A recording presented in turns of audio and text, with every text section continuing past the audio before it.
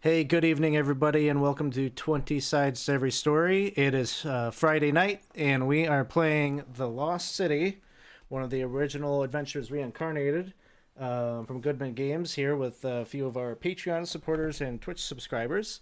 Um, so we. It really feels like forever ago, the last time I played D&D, but it was really only, I think, last Wednesday? So that's when you know you have a problem.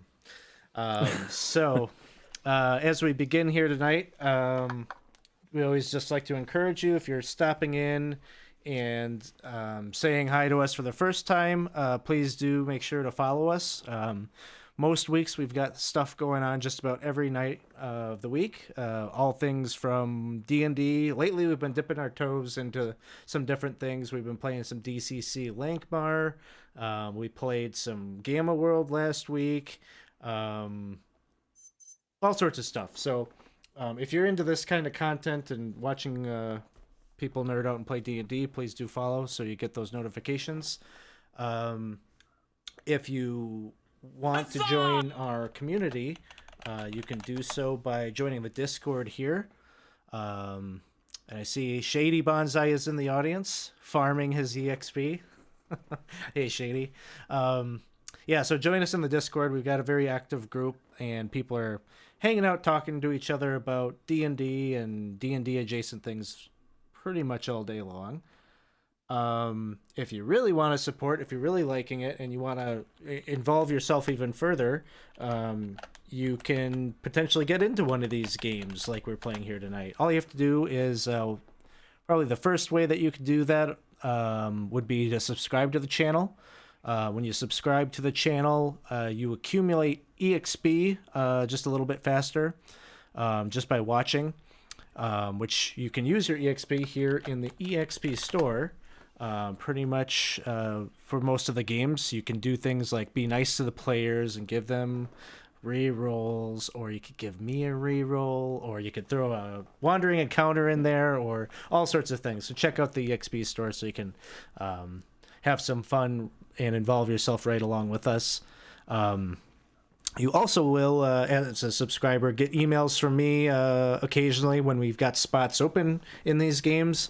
You might be able to sign up and get in on a game if we have an opening.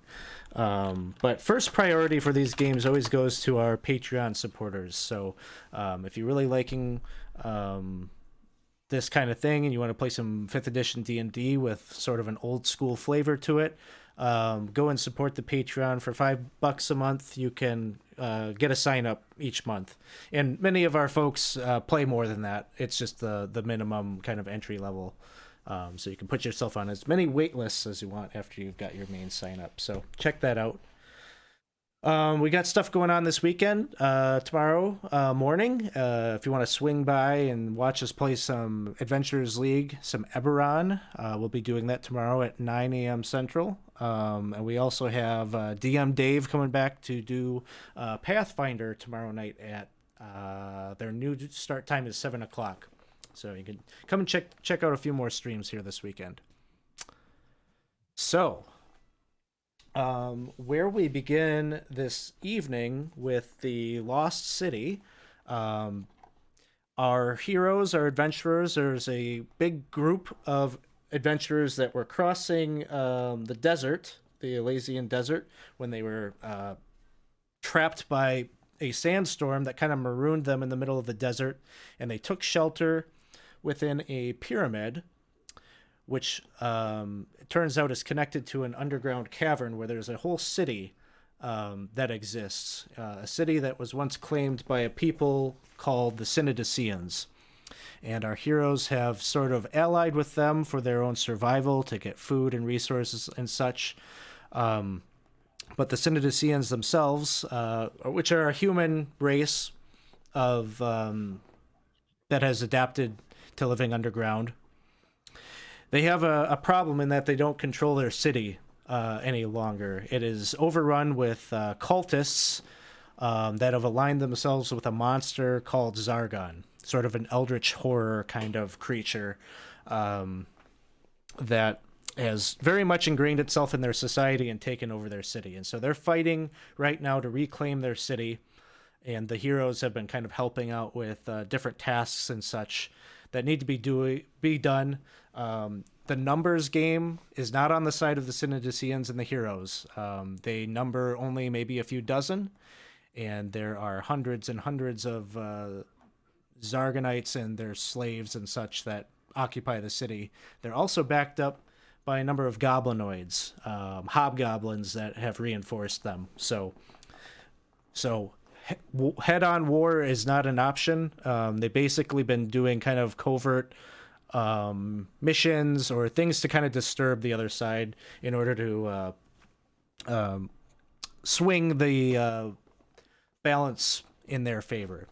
So that's kind of like the big overview of what the plot is Synodicians are trying to retake their city, and the adventurers have been kind of helping them as sort of thanks and an allyship for survival. More recently, let me just make sure I've got this shared for the players here. The Synodicians have kind of hidden themselves and holed up in this ant hive, this giant ant hive.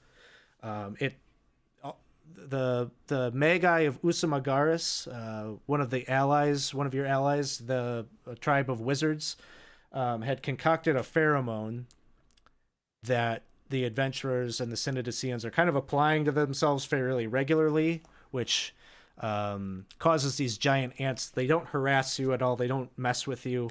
They sort of, when they smell that pheromone on you, they ID you as one of their tribe, and so they're not hostile, but it also serves as a layer of defense if the Zarganites were to ever find the Synodicians and the adventurers. You got some backup in the form of these giant ants, so it serves a couple of different purposes. So this is where you all come into the story, and you are have probably been out in the city a few times over the past week. Maybe you have been the Zarganites have bands of zombies and undead that they animate. So you might have been out there killing some of those or dealing with that.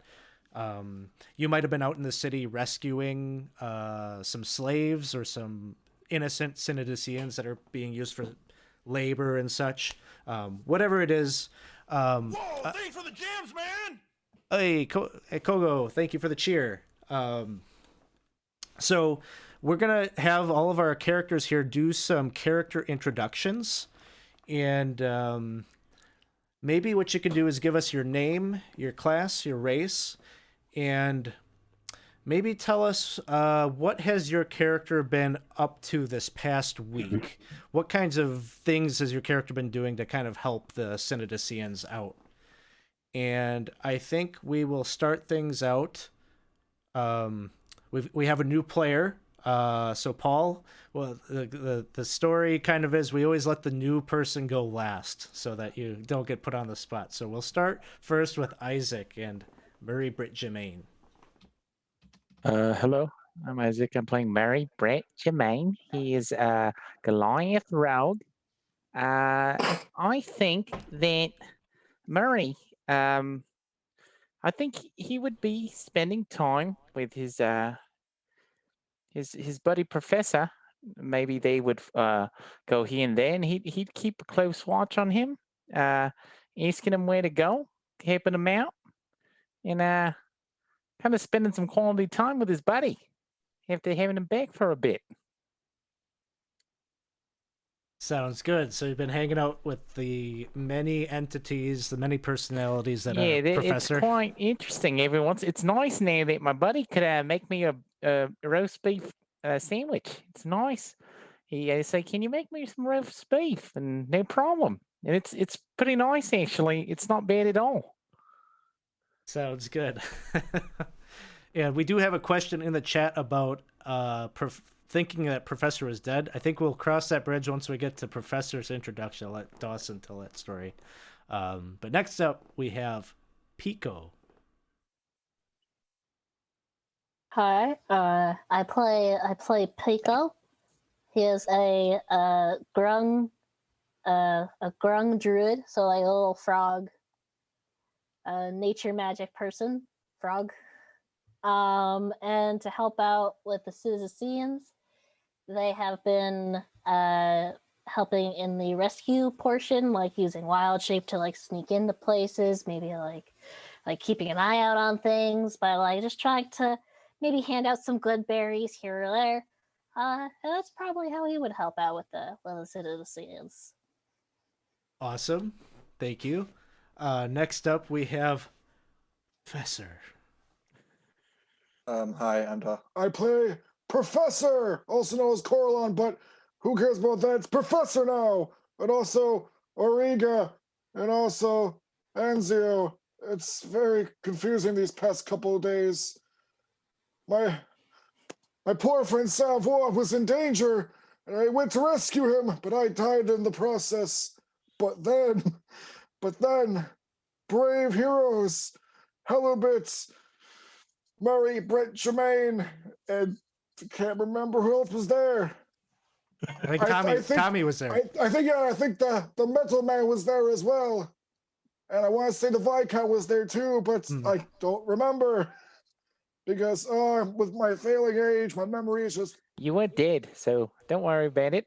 It's a piece. Apparently, I expressed that death is very painful even at my very, very tender age. It's like, no matter how old you get, you still feel it in death. But then our chief Magi bravely sacrificed himself. Yes. Yes, he says hello. But he's back, and now what I've been doing these past couple of days, other than going out with missions with my great friend Murray, Britt, Germain, is I've been practicing this weird darkened blade I got from a weird bone golem with like 7 arms. That wasn't fun to fight by myself. You're exaggerating again, now, Professor. It only had 6 arms. I'm sorry. That was more Anzio's forte. I'm still recovering. Very good. We haven't had a chance to play with that sword too much, so hopefully it'll see some action tonight. Next up, we have Savoy. I'm Scott. I'm playing Savoy, who's an elf who initially was just a simple scribe who'd won the lottery, and after 37 years of playing, he won the office lottery and was able to take a vacation. Whoa, thanks for the and jams, man! got sidetracked here to this temple out in the middle of the desert. It took him a while to understand that it wasn't part of the tour package. And the large thing that really influenced him was watching his friend the professor die, and it really kind of pushed him over the edge. He then spent most of his time fighting undead because he couldn't figure out, why do you get to still live after death when my friend the professor doesn't? And when he heard the professor was actually still alive, he thought, well, gosh, I just got to come back and be there for the man who gave his life for mine. Sounds good. Thank you so much. And thank you out there in the audience. Paul. Oh, Paul cheered. Thank you for the cheer. And next up, we have Helibit. I'm Helibit Frostbeard. I'm a hill dwarf, cleric, 4th level. During my time, I've been any of the villagers that we save. I've tried to heal any of their wounds and give them any medical attention that someone in my position could give, which isn't much, but I've tried. So that's what I've been up to. Thank you, Helibit. And then last but not least, the newest member of the group, Kane. Yes, I've come to the party. I've heard there's some dark days descended in this part of the world, and being used to darkness and seeking some light, I am hoping to bring some light to the situation and try and make things right here. Awesome. Thank you, players, for the introductions. And so, as we kind of pick up here, you're all waking up, having completed your tasks for the week. Maybe looking forward to filling your bellies with some food, such as it is here. The diet and the cuisine of the Synodicians right now is sort of limited. You've been sort of getting food. There's a fungal forest that is right outside where this giant ant nest is, and there have been some scouting parties that have gone out there and been collecting some mushrooms, fungus, and such, and just foraging for natural things like that, and also been maybe getting some of the water from the lake purified and such. You've noticed that there is a big lake that is out there, but it would appear that the Zarganites have been tainting it or poisoning it or something. One of the sessions we saw an ogre had been pouring something into the lake. And so you're waking up, and in the cavern that you have your bedrolls and things like that sprawled out in, a couple of giant soldier ants roam through. Their antennae start to kind of search and probe at you just to make sure that you aren't an enemy or anything like that. But luckily the pheromone does its job, and they sense that you are from among the hive, and they carry on. This is a normal thing that you've gotten used to. As eerie as it is, these things are huge. If they decided to attack, it would be a big problem. But fortunately, the plan that the Magi have put together to hide amongst the giant soldier ants has been working. But as you're gathering your rations and things like that, and maybe trying to get a sense of what you're going to do upon this day, a tabaxi friend of yours, a young tabaxi who hails from the Isle of Dread, someone you're all probably acquainted with at some level. I am getting some feedback from somewhere, so if you aren't speaking, if you could just like put your mute on. But so Drifting Rain runs into the room kind of frantic, and it looks out and sees you all and says, oh gosh, oh, thank God you're all here. It's terrible. I need your help. You got to come with me immediately. It's terrible. They're going to kill him. They're going to kill him. Slow down, young one. What seems to be the problem here? Sorry, Professor, but they've got Kinrob. Kinrob, he was out. We were out in the forest, you see, and there's these two goblins. You know, we noticed there's goblins out there all the time, but normally they've got this like fungus thing on their neck and their face and their body, and they act all kind of weird, you know. Well, these two didn't have that, so Kinrob, he decided he was going to go talk to them, and they seemed okay. They seemed all right, and Kinrob said he wanted to invite them back because they said that they had some information about the Zarganites and their relationship with the other goblins here. But when we got back, that guy, the Gorm guy, Canadias, he's real mad that we brought someone back. I don't know what he's gonna do. Well, You gotta this stop definitely- him. You gotta stop him. He was real angry, real mad. He seemed like he was going to do something drastic. Don't worry. Candias, he's not a man of action. He's very, very hesitant to the last minutes. Let's go see what the problem is. And so, Drifting Rain is, kind of grabbing onto you, Professor. And he's like, kind of dragging you forward, like, we ain't got no time. I'm And- working as fast as I can. And so you're all following Drifting Rain? Okay. Yep. Yep. So you start to kind of navigate your way down to like the lowest level of the giant ant nest, and down there the tunnels kind of open up. They're not as segmented. They're more open, and you can see kind of in this larger chamber across the way towards one of the walls. You see that there is a male and a female goblin. That it looks like they have been blindfolded and muzzled, and they've got their arms kind of tied behind their back, so they're just sitting against the wall. And you notice it looks like the same thing, minus the blindfold and the gag. Kinrob is tied up as well, but they haven't bothered to blindfold or gag him. And for those that don't know Kinrob, we'll share an image of him. Kinrob is a bugbear who spent some time on the borderlands. He's kind of a huckster a little bit. Sells magical things.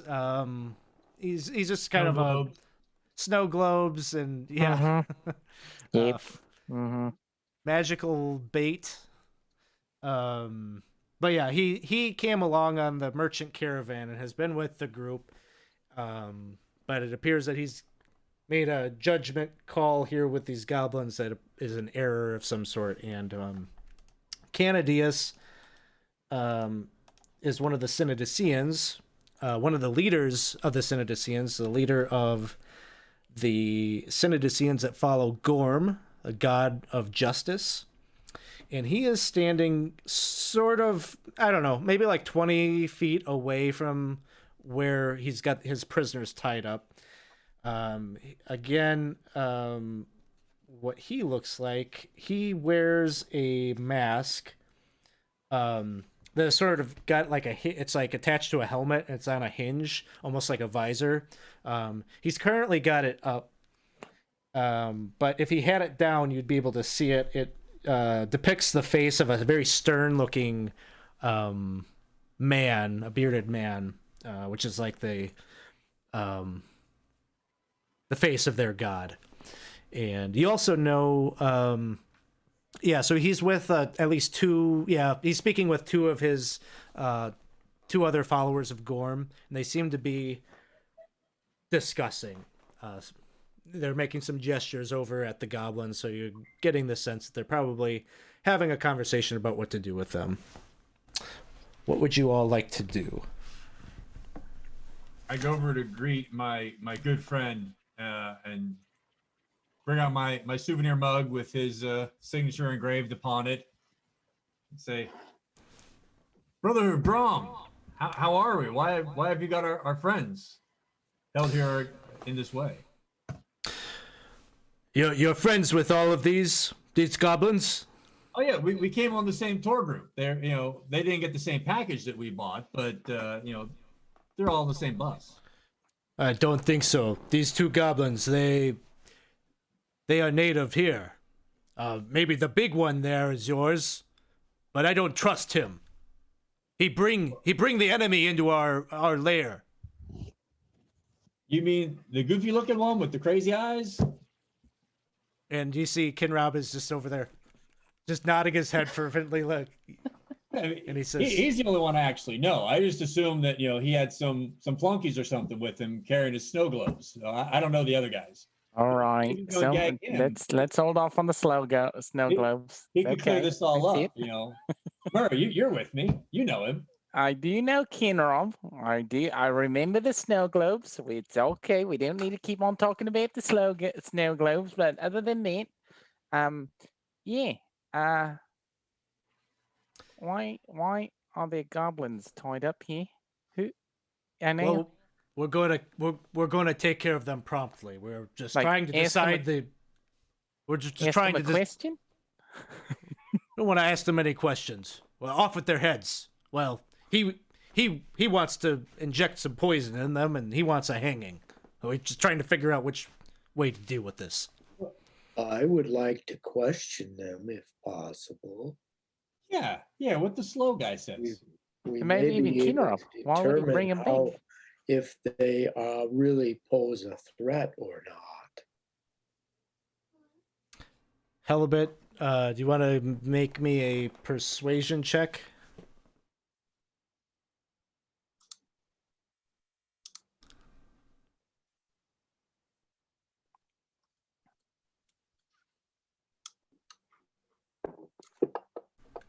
I'm persuaded. Not very good. He says, he just like puts his hand on your shoulder, Halibut, and he says, Halibut, you could question them all day long. They will not tell you the truth. They cannot be trusted. It is better to not let their lies poison your mind. But they may be poor liars. I still may be able to find some thing No. from them. No. I think it might be a good idea to get some information from them. Just something. Well, what do you think they know? What would you ask them? That's a good question. Well, the goblinoids have been helping out the Zargonite, so if they are related to that group, then maybe there's some way of having them share. Maybe something that could help us in the end. And if you would like to, you could make a persuasion check. I will try. I don't guarantee a good roll, but here we go. Boop. Did it roll? No, I don't see it. Hold on. Try again. Boop. Oh. I'm clicking the wrong button, that's why. There we go. Oh, Okay. Okay. So he listens to you, and maybe it's something about your grung charm or whatever, but it's working on him, and he says that maybe there is some wisdom in that. So time out right now because Winston just redeemed a wandering encounter. And so what you see is, as you're talking about, you're negotiating with Canadius about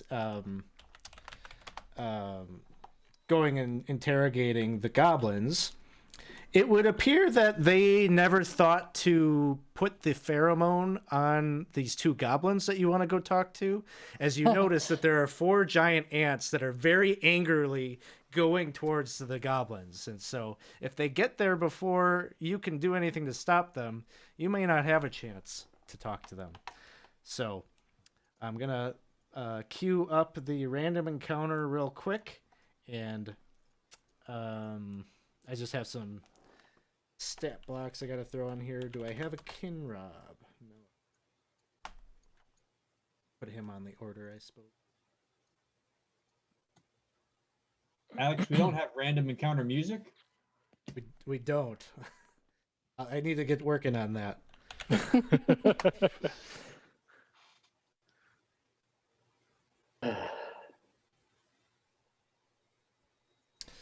I'll make the 2 goblins, I'll make their color yellow because they're not really hostile toward you. We might be if we attack them. All right, so this is Kinrob.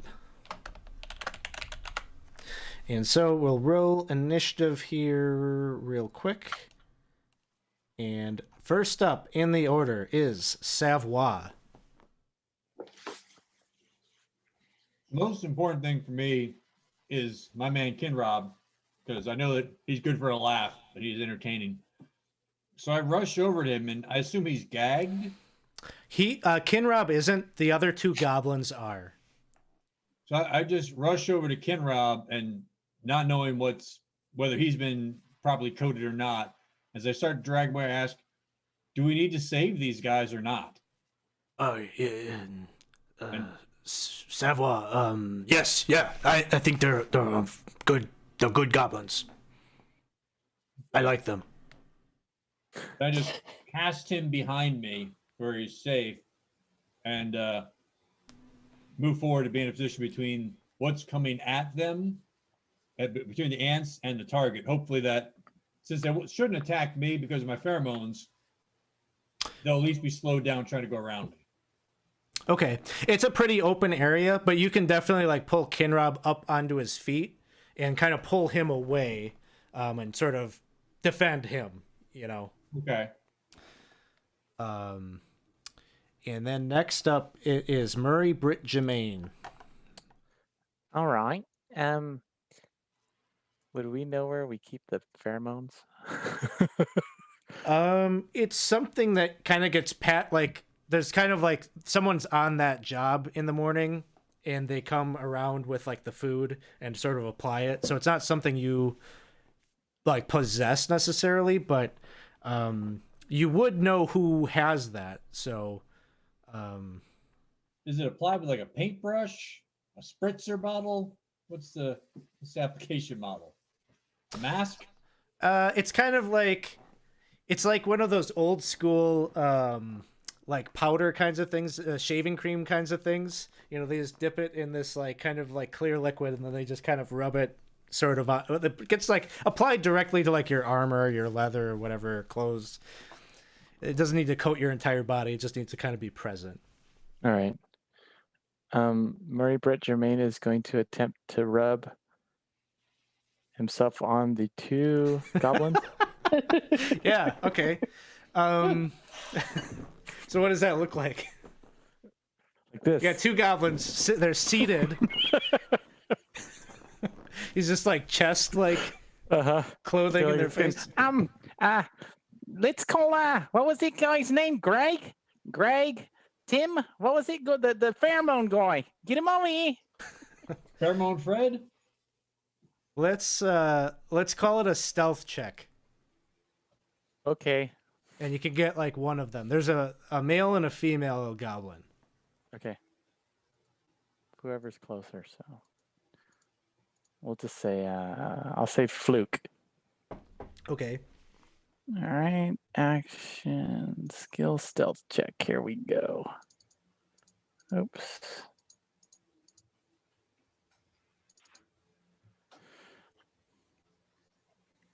Okay. So you're rubbing your clothing like on this guy's forehead, and he's gagged, so he's just. Wait, quiet. Next up is Professor. That is a great idea, Murray. Hold on, let me try this. And he's gonna start just undoing his robe and just gonna throw it at one of the goblins. It's like, hold on, buddy. Here, I have a great sense of fashion, and I was gonna put my rainbow color robe just like. Jams, man. Okay. Let's say. What kind of skill check do you think this should be? I mean, I'm just putting a robe on him, so. But I mean, like, you gotta like undress and like get it, I've been doing my daily stretches every day. These old arthritis-filled bones. I'm gonna say acrobatics. Okay, that's what I was thinking too. Okay. Hey. So, you go to like pull off the robe and like kind of whoosh it over onto the goblin, and the robe like the flourish that you put on it, like the robe just kind of like drops next to the goblin. It doesn't quite like land on them. Oh man! Next time, I'll fix it. Next time, that's it. Pico, it is your turn. Seeing Professor's valiant efforts, I'm going to pick up his robe and just smush it on the goblin to try to get the pheromones on. So try to give it like a little flick out and just kind of smush. And I don't know what kind of skill check that would be, but Sorry, say it again. What the action was? oh, he's gonna just pick up the robe and then just smush it, and just like wax on, wax off. Okay, so kind of you're waxing the other goblin with the pheromone. Yeah, waxing the goblin. Let's say a stealth check. There's nothing wrong with that statement at all. Here we go. Oh Okay. no! Oh You're- wait, yeah, Sevens. okay. So, like, you're not exactly sure, like, where, it's probably very targeted on the robe where that little pheromone is. So you're just like the abrasiveness of the thread count of this robe is just like burning this goblin's face raw, and you can hear she's like, no, no. Oh, sorry, Liz. I'm trying to help. Most of the pheromone content is underneath where my beard would be. Okay, where's that? I think that's probably his turn. So, this goblin that Murray, you're currently like rubbing your clothing on his forehead. He doesn't really like that, and so he just like stands up, but he's kind of like his wrists are bound behind his back, and his ankles are as well. So he's just kind of like hopping away from you, and trying to get away. He only makes it maybe about like he's like 5 feet away from you. Hella bit. So Fluke is trying to hop away. Yes. Okay, I go over by Fluke and I just embrace him in to keep him from going anyway and I speak to him in Goblin and tell them of the danger that they are in and that we are trying to keep them from getting letting the ants attack them. Make a And- persuasion check with. And part of the reason to embrace him is to show the ants that is to keep the ants away from them by covering them, so that they'll smell me as well as Okay. Give me a persuasion check for talking to Luke. no one will ever believe me. He stops hopping around and he kind of leans into your embrace. He's okay with this. Flake is the one that Pico is kind of rubbing the robe in her face, and she's not liking that. She just like goes prone on the ground and starts like inchworming away from her. Kinrob is just over there with Savoy. And so the first giant ant goes up to Fluke, the one over by Helibet, and it's like antennae are kind of checking him out. And it seems like it gets sort of docile after doing that. Looks like maybe what Murray did actually was effective, and he might just get enough of that pheromone on it. The other three are one of them is moving kind of over by Kinrob. And Savoy, you're over there by Kinrob. So Never this get him one from me. This one is going to he's going to attack Kinrob, but he's going to be doing so at disadvantage because of your support that you're giving. Okay.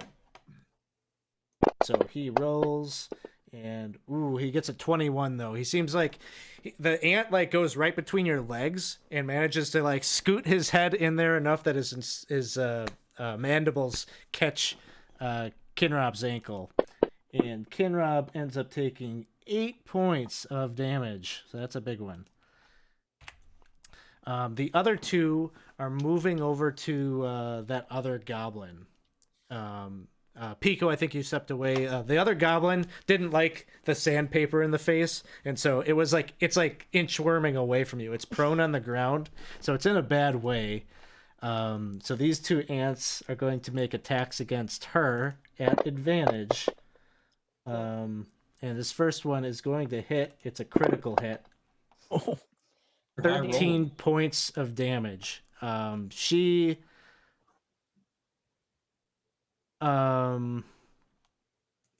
eyes go out as she's being kind of like latched onto by that ant. The other one goes over there as well and makes another attack. This one also hits, dealing 3 points of damage. So she's not moving as these two things are latching onto her. Next up, we have Kane. It's not Kanye.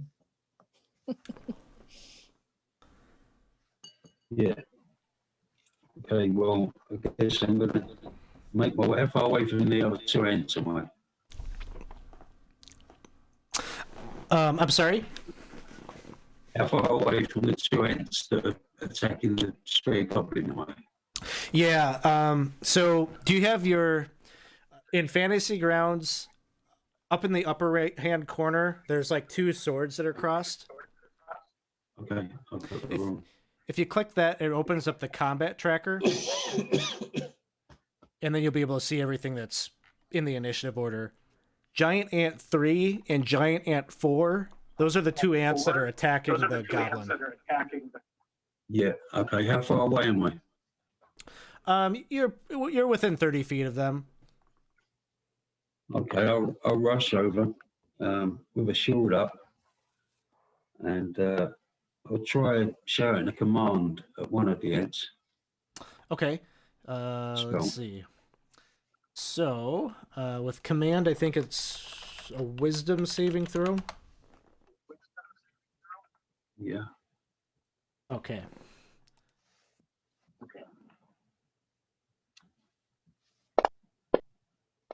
He rolls an 11, which I believe will fail.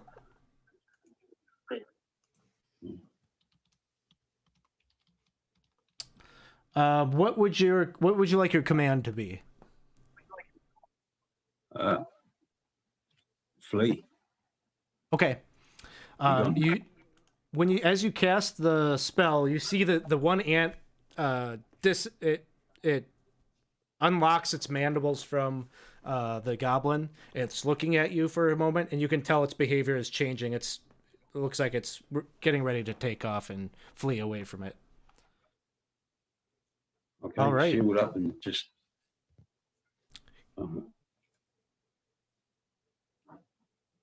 Yeah, sounds good. So getting ready to defend yourself from the other one. Yeah. So we're back to the top. Yeah. Savoie, you are up. So I'm trying to remember the image in my mind. It's right between my legs with its mandibles. So I guess this would be a grapple check as I reach down and grab its rear two legs and try and go into I think it's called the stinger. What was it? The scorpion. Yeah. Yep. Okay. The sharpshooter, maybe? Is that what it is? I think that particular one. Oh man. You going for the figure 4? No, because then I'd have to turn, face it, lock it up. I just want to kind of. Is it like a lion tamer? I don't know. Lion tamer. It's been too many years. Walls of Jericho. There's too many. Walls of Jericho. Yeah. Grabbing its back legs, and I'm sitting on its main shell and bending them backwards, trying to get it to submit. Okay. Give me a strength athletics check. And while you're doing that, just an update for the players. We have Corey just redeemed by the DM a reroll. Thank you, Corey. Oh, but he also bought the party, everyone a reroll. Yay! Thank you, Corey. So maybe for Paul's benefit here, on whenever our audience redeems things like that, I update it on our overlay that the audience can see. But I'll remind you at times. Just remember, you got 6 rerolls in the bank right now. Let's see. That strength athletics was on 19. Okay, I'm gonna have the giant Walls of ant. Jericho coming down. And let's see how the giant ant It does not like that, and you can tell you've got it firmly locked in, and you can kind of hear like a little bit of like the ant's like carapace is kind of cracking, and the thing is kind of like making this really high pitched kind of little squeak. I'm just trying to get it to break its attack off so that, Kinrob can get further behind away from it. We're friends with the ants as far as I can tell, so I don't want to hurt him. Yeah, I need to let him know who's boss. sounds good. Yeah, you've got him in his grasp, and you manage to kind of slide him forward enough that he can't quite reach Kinrob as long as you maintain this grapple. So, Murray Britt Jermaine, what would you like to do? Well, Murray Brett Jermaine is gonna attempt to, I guess, check out the other one. I guess there's one that still has one of the what looks like lifeless goblins in its mandibles. Yep. Still yelling out, "Where the hell is Tim? Greg, what's his name? Bring him quick! Damn it!" He's gonna run over and he is going to attempt to pry open the mandibles somehow with a bow. Okay, you're gonna just try to like kind of force it back. I don't know, either that or I guess he's gonna try to calm it, I guess, in a way. Oh, Kind of like, stop it. all right. Give me a nature check. Do you know what makes a giant ant purr? Let's see. We'll find out. Okay. Maybe? You get like your thumbs like in the perfect little spot, like in between the head and thorax? I don't know. What's the middle part? Thorax is way in the back. That's way in the back. Okay. Hey, I got long arms. It's okay. Long arms. You got both. You're working a little bit of the front, working a little bit of the back. It's like the perfect Cradling combination. it like a baby. And you massage it so much that it like is so relaxed that it like opens up its throat and a healing potion drops out. Hey, Thanks, Paul. The audience Wow. has redeemed the healing potion. and didn't know I could do that. Very cool. So it seems pretty. Yeah, as long as you keep this up, it's gonna be pretty I docile. continue. Easy, it's okay. So at this point, everything is pretty much locked down in terms of these ants, except for the fact that that poor little one over there seems to be like out.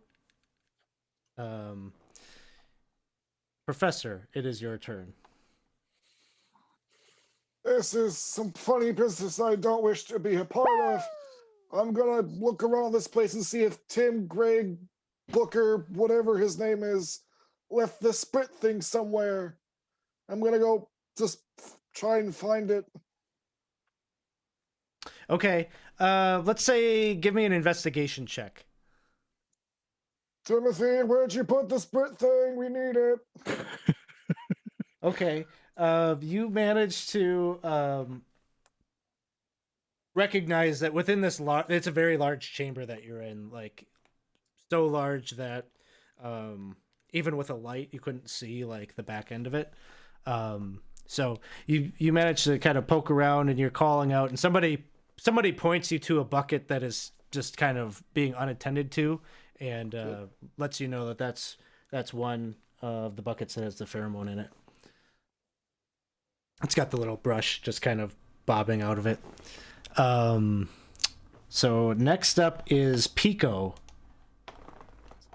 So the situation is we've got one ant that is being is in a professional wrestling submission hold by Savoy. We've got one that Kane had used a command spell on. That one's kind of running away.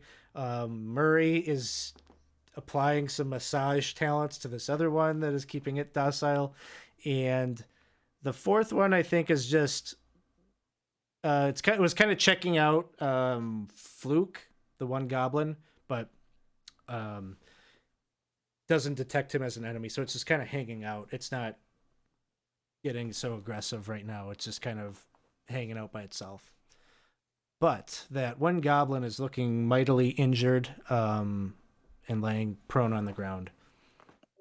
I think in that case, Pico would use a healing word on the goblin, and then try to help them up and just kind of stick close so the pheromones that he has on his armor can kind of maybe confuse like what Halbert's doing.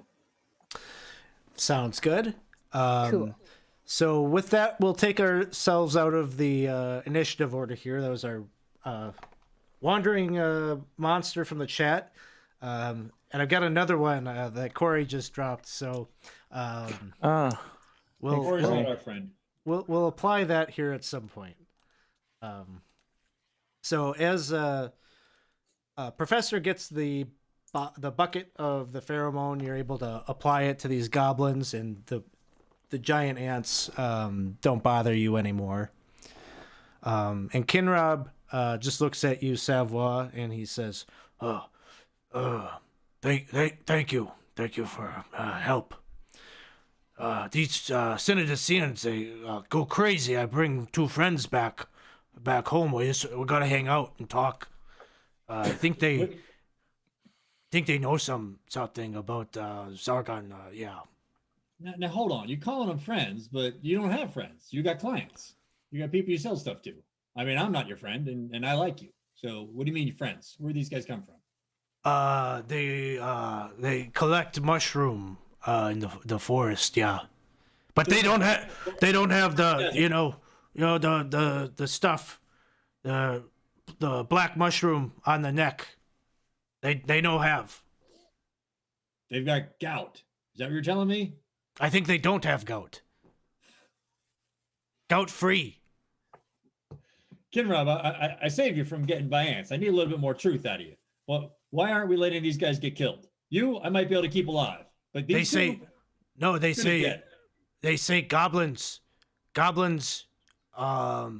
they no like hobgoblin. They're being forced to work. How did they avoid having the growth or the mushroom on their neck? They say they managed to cut off. They say not all goblin have it. So how did they get to you? They were in the forest. I saw me and Drifting Rain. We saw them, and we noticed that they don't have the fungus. They could help. We need more fighters, right? Yeah, I don't know if we're You putting a need weapon in their hand, but they allies. might have information. What can they tell us that's useful? Maybe we can talk to them. Wait, you're a salesman, Kinrob. You know the currency here is information. The more they got, the more minutes they get to buy in their own lives. Oh, okay. Can you untie me? You seem to be talking quite fine. What do you need your hands for? I don't like it. I need to. If I'm going to talk to them, I need to be able to gesture. Part of my communication talent, I'd be more persuasive if I can use my hands. You got a snow globe on you? Hey, I heard that. Stop it. It's not nice. I look over at is soon to see our brother leader and ask him, like, can I cut this one free? I can vouch for him. He He's good says, people. "Okay, you can cut him free, but not those 2." No, I'm with you. But then Canadius gets close to Kinrob and he says, "You ever put you put us at great risk bringing these 2 goblins back. And if they were to go back to their leaders, they could out us. They would know where we are, where we're hiding. Very careless." Kinrob says, "I think they'll be useful. Yeah." So he says, Canadia says you can cut Kinrob free, but he's gonna let you talk to the goblins, but he doesn't want them set loose or anything like that. Yeah, I'm with that.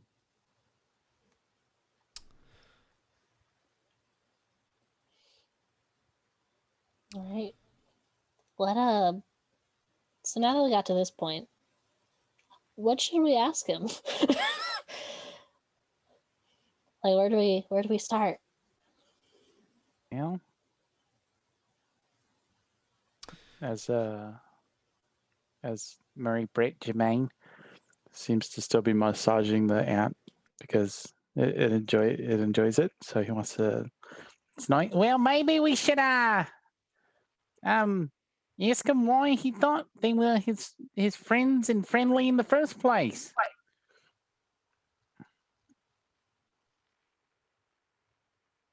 Can you repeat that again? I had trouble hearing you. Pretty much why they were friendly in the first place. Why would he bring them? So you're unmuzzling them and asking them why are they friendly.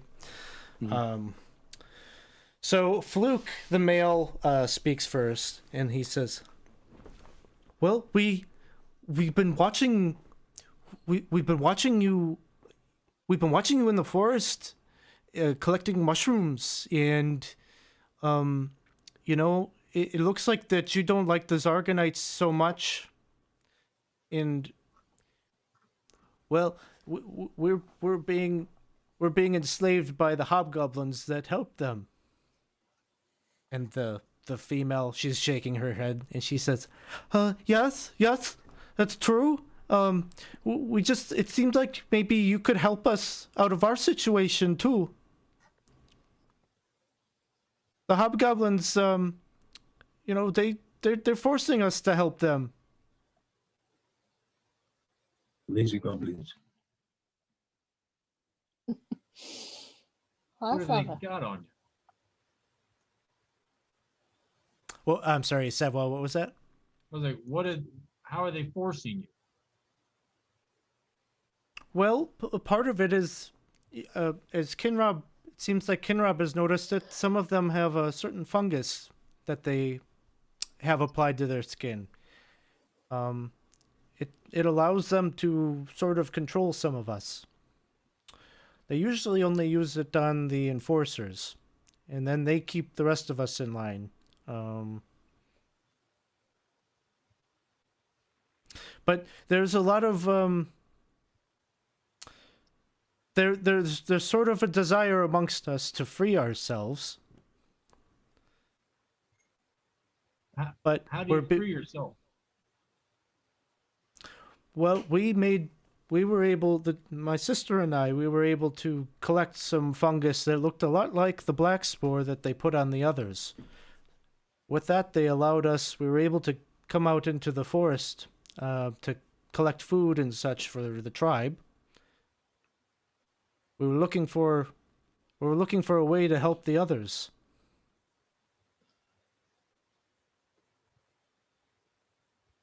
If you have some information that could help us, we could probably help you, and we could convince Canadius to maybe let you go. Well, we can tell you where the goblin caves are. We could even maybe take you there if you're willing to help us. We just need to get the others to stick up for themselves. We have the numbers. We just need hope. So you're saying the goblins don't like the hobgoblins and would rebel against them in terms of, not wanting to work for them. That doesn't mean they're any use to us, or that if given the chance, 50-50, they'd go for us or they'd go for the hobgoblins. I mean, what do we got to do to get them to not just stay on the sidelines? Well, maybe you have some ideas about what we could do if we were free. We'd be willing to help. I know that others would be able to either stand up against the hobgoblins or even maybe help you. It seems like you're fighting against these same forces. Your enemy and our enemy are the same. Can I ask you, Fluke, a question? Yeah, Hello? Can I ask Fluke a question? of course, of course. Yes, Fluke, why is it you dislike these hobgoblins so much? Is it because you're forced to work for them? Well, we don't like them because they don't treat us as equal. They beat us. They treat us as slaves. Not they don't treat us with respect. I see. It's not nice. What's respect for a goblin? Well, it's having certainly not doing their chores, doing their labor, going without food or water. They have us working exhaustive hours.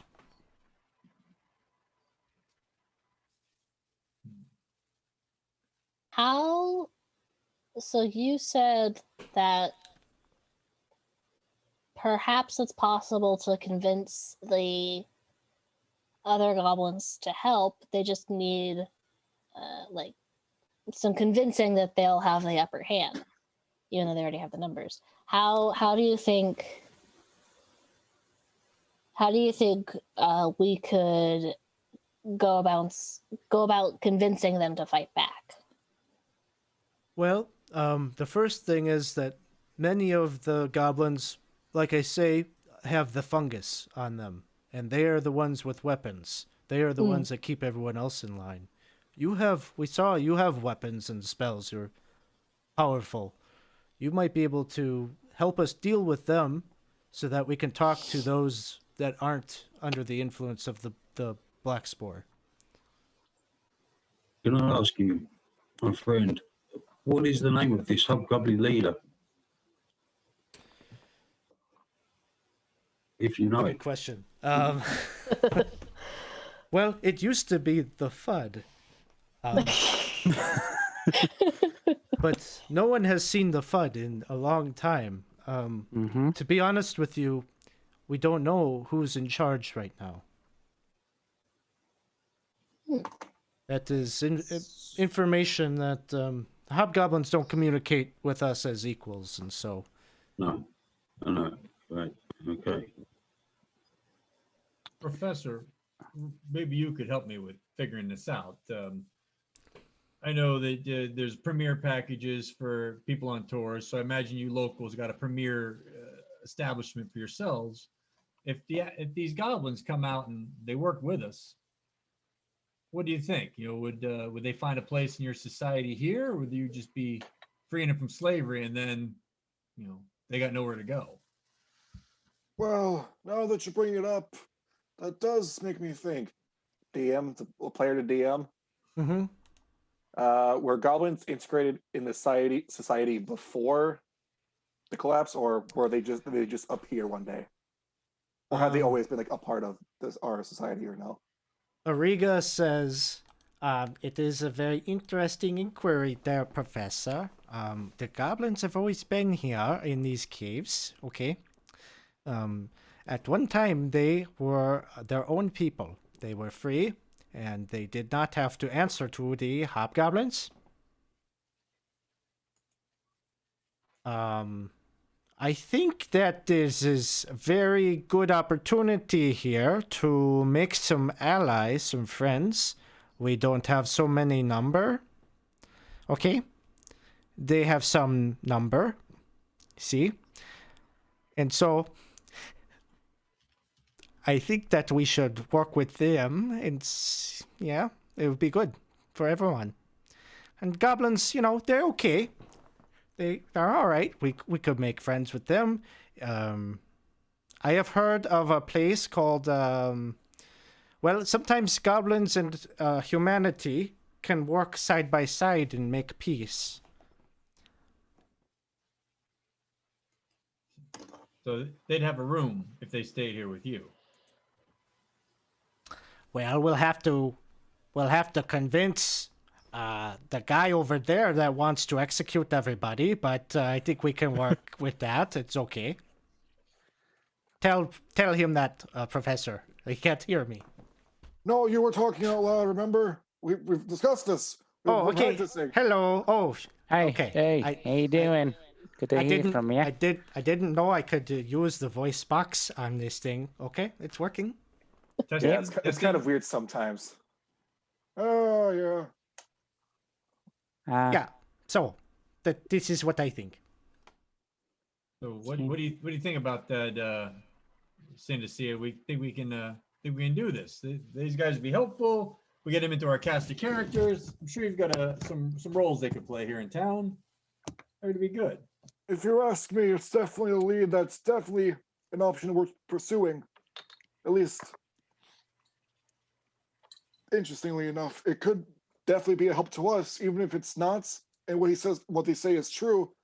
It would at least keep the hobgoblins off our backs while we deal with the cultists themselves. Thank you, DM Dave, for the reroll. DM reroll. Thanks, Dave. That's what he needs with all of his critical hits. Oh. Uh-oh. Canadius, was this out loud enough to where translation aside and whatnot, like it would be everyone could hear everyone at this point? Yeah. Well, what do you think? I don't like it. I don't like it at all. We're doing fine. We're making ground. We are taking back pieces of the city. We are reclaiming people. I don't like this plan. Thanks for the gems, man. It's too risky.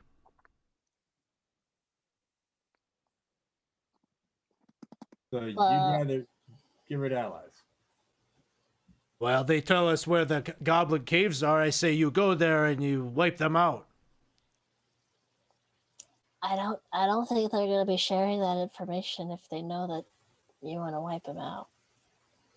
But if we make the goblins a ally, yeah, we're doing okay right now. But come later when they're stronger enemies, we might be doing okay now, but we might not be okay later. So maybe it couldn't hurt to have some extra helping hands that are willing to help out. Make a persuasion check. I'm like, I don't know why I keep trying to persuade. That is not what I'm good at. You're good at everything. Everyone has a chance. Peiko, you can do it. Throw the dice. Yes. That's not bad. Not bad. Canadius looks at you, puts his hand on your shoulder, and he says, Pico, what is it about you? I cannot say no. Your words, you are a very smart military advisor. It is my winning smile. And he flashes a frog's tooth smile. You make Gorm very proud. I will follow this advice. So, you wish to go and try to make peace with these goblins. What of those two? What should we do with them? Let's start with them. They know the area. Perhaps they could help translate for us, because I don't speak Goblin. Does anyone here speak Goblin? I do. Oh, okay. They're tour guides. Oh. You know, for all my knowledge in linguistics, I never thought Goblin would be a language I'd learn. Still, even if we do have people who speak Goblin, I think going in with goblins at our side and hopefully a more respectable spot than they currently are now, but having them at our side would be more convincing in gathering their help and making them feel confident to turn against the hobgoblins. Yeah, Very, I think very I good. think you're right, Pika. We take these guys with us. Even if you spoke Goblin, you just don't have the right accent. Everyone always knows when you're from out of town. Some of the Brotherhood of Gorm, at Canadius's command, go over and cut the bindings and whatnot of the goblins. And Flake, she comes over by you, Pico, and she says, Pico, sir, I was wondering if I might have a suggestion. Yes, please. So some of you maybe wouldn't be so welcome as you are. We have some humans and dwarves and things maybe come through, but they all look kind of like the Zarganites. So if we're going to get past the front door okay, you might need to use disguise. Oh, okay.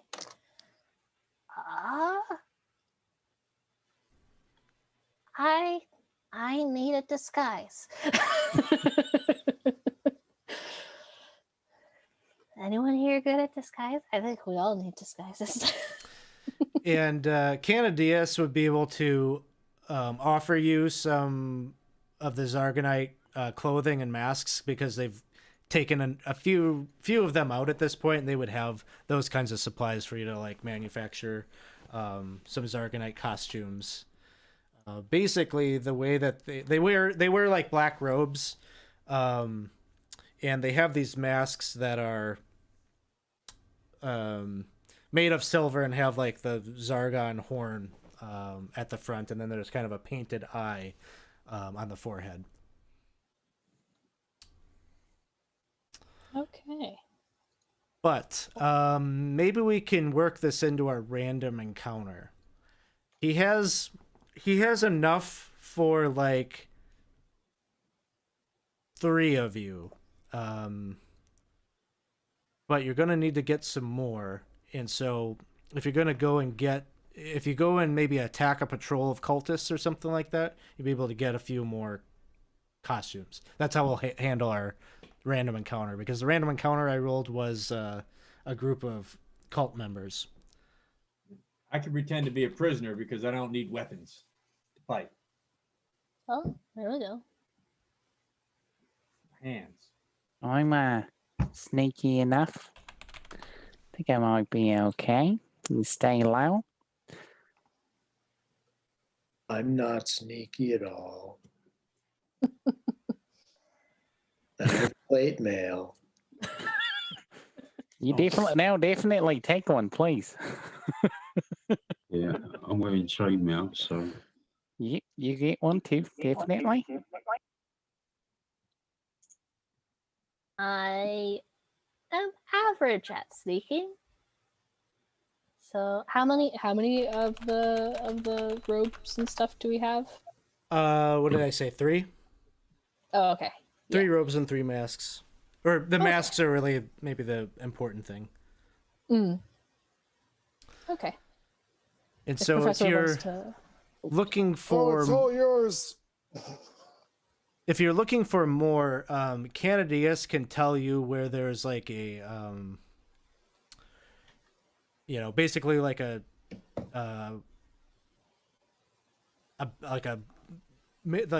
barracks, essentially. Like there's a house like kind of on the periphery of the city, where they know a few cultists. Seem like they've maybe been kind of keeping watch. At this point, the Zarganites have probably identified the fact that they're being attacked from somewhere, and so they've got some little guard posts kind of around the city to try to track down you all. all right. Should we We go need get? to- Oh, sorry. Go ahead. no, we need to go into the barracks to get more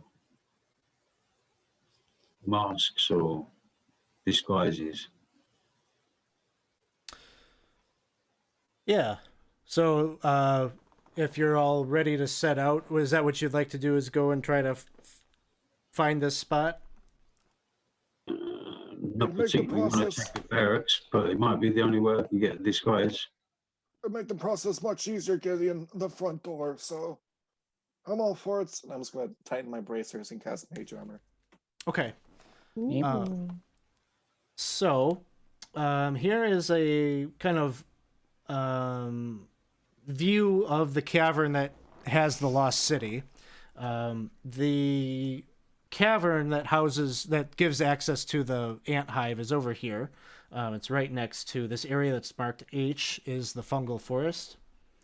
And so we'll say there's a one-story building, and it's the one right here. Is kind of your destination, the one that Canadius points out. It looks like it has an entranceway, which is basically just a iron-banded wooden door. All of the shutters on the wall, on the windows around the building are closed. It looks like it's maybe a 40-foot long, 20-foot wide building. You don't see, as you're making your way through the forest and entering into the periphery of the city, you don't see any obvious scouts or anything on watch. All right. So we can have multiple options here in attacking this barracks. Option number 1, we just storm in the front door. Not a fan of that one. Option 2, we send a select few who are very good at keeping a low profile and perhaps just sneaking in and taking what we need without them even noticing. Option 3, we just forget this idea and leave. I'm a fan of option 2. I like Yes. it. I like Yeah. option 2. Murray, Yeah. Jermaine, Mm-hmm. no one's going to ask you to do this. Yep. But I'm asking you, would you be willing to do this? Yeah. If you want, I can help. That's the word I'm looking for. It alleviates some issues with your very massive frame. Downsize? No, not exactly. Downsize. Oh, Let's just excuse say me? you will be of no Nothing. size. You will be, let's say, unseeable, but still heard. Unseeable. Here, you will be unseeable, but you still can be heard. You're gonna close everyone's eyes? Let's put it like that. Sure, that's a great idea. Everyone's eyes will be closed just to you. Okay. I guess that seems okay. Seems like you could, like you're gonna make me invisible or something. You could say that. He's just gonna reach into his bag. He's gonna pull out a piece of gum, and then, not the eyebrow, but the eyelash this time. Put it right there. Chew on this. Throw MacGyver Pop stuff. it and make it pop. It's disgusting. Just do it. I didn't ask for the way the spell works. It's just how I figured it out. All right. We don't make the rules. We just this is how it Alright. is. Some gum, huh? All right. Chew on the gum. All right. Here we go. Yum. Taste. Oh, I found the hair. Very nice. Now Thank you you got for to that. pop it. I've never learned how to do that. Why Oh, are you what's- asking me to do it now? Just blow air into it between your teeth. All right. Just pop. Little tiny baby. Puff. And Puff, you're invisible now. As I'll cast invisibility on Larry, Brait, Jermaine. All right. So, with your invisibility, Murray, Britt, Jermaine, what would you like to do? Guess I'm going to get some robes for us, hopefully, and masks, more importantly. So it looks like your way of entry, like the most obvious, would be through the doors. There are those windows, but they are shuttered shut. But they are shuttered shut from the exterior. So that could be a way of getting inside as well. All right. Well, I guess. How long does the An hour. But okay. once you cast a spell or attack somebody, it vanishes. All right. First, I guess I'm gonna just kind of stay up along the edge there, scout, see if there's anybody moving around for a bit. So give me a perception check. You got it.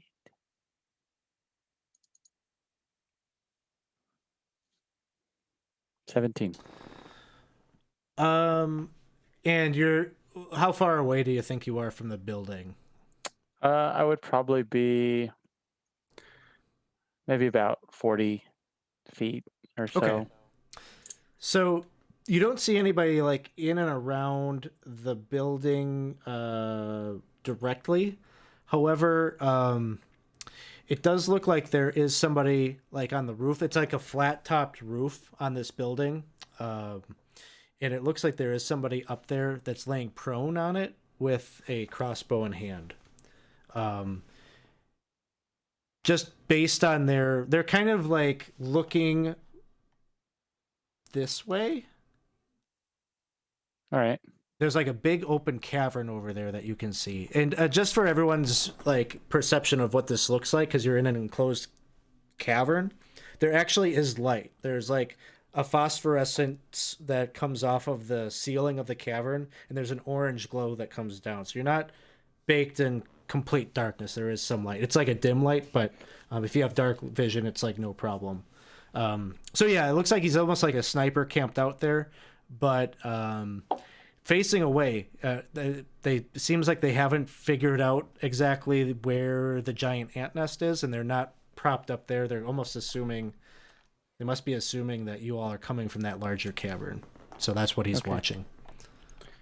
All right, in that case, I'm going to go the opposite way. Try to sneak my way up against one of the shadows and see if I could jimmy it open a bit.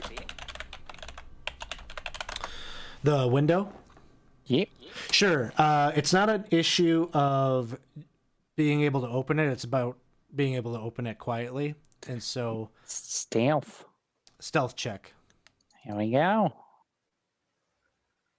Okay. There you go. No problem. You manage to kind of unhook there's just a little latch. You unhook that and slowly open the shutters up. And you're looking into a very tiny bedroom that has a door on it. There's somebody in the bed sleeping currently. It's a very tiny, like Harry Potter cupboard sized little room. All right. It's barely. It's really just the bed, and there's kind of no other personal effects in there. Where the hell? Where are all the masks?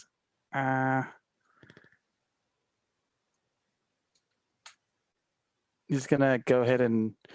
So that's after. Is that after kind of looking around, or can I roll like to see if I could find anything else around there to see?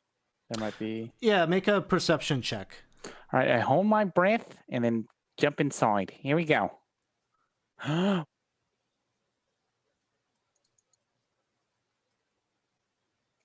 You should have advantage. Oh man, not for perception. My bad. Better than average.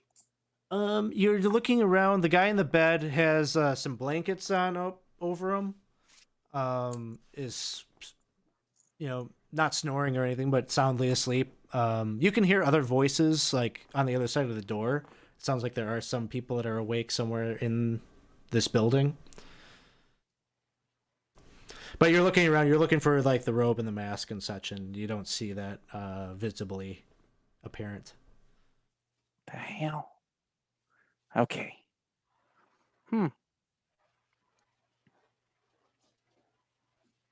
I am going to find a shoe. Is there a shoe lying around or something I could? I'm gonna hide in one corner of the room, pick up the shoe, and throw it at the door. Okay. Yeah, you find his shoes are kind of right at the base of the bed. You grab that and you throw the shoe at the door. Makes a loud sound.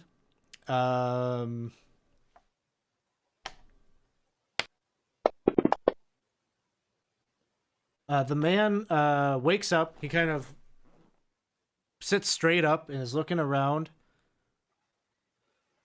And his eyes are maybe adjusting to the darkness or whatever. And he sees his shoe laying by the door. And he gets up and he's moving on over there to look at it.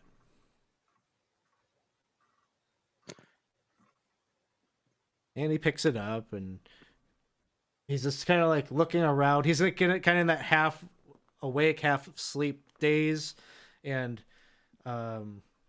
he opens up the door and he just starts yelling. He's like, "Hey, you jackasses, I'm trying to sleep. I've got the next watch in 2 hours. That's enough." And he slams the door, throws his shoe back at the base of the bed, and crawls back under the covers. If I could I have tried to kind of maneuver to see inside that other room a bit while he had it open? Sure. Just trying to peek in there, or are you trying to slide into the room? I guess might as well. Okay. Because I didn't slam the door, so yeah, might as well. Give me a quick stealth check. You'll have advantage on this with the invisibility. Just to see if you can sneak past. Definitely. Okay. So, as you slip past, you're in like a larger kind of meeting hall. No, like a almost like a mess hall. There's like a number of tables set up with chairs. You're counting, there's maybe like 2 long tables. Seems like enough seats for like maybe 12 folk or so. And there are 5 individuals who are sitting at one of the tables and they're playing cards. And a number of them, there's like some coin in the center of the table. They all seem to be having a laugh at this incident that just happened. They don't know what he was going on about, but they're finding it funny. They're laughing.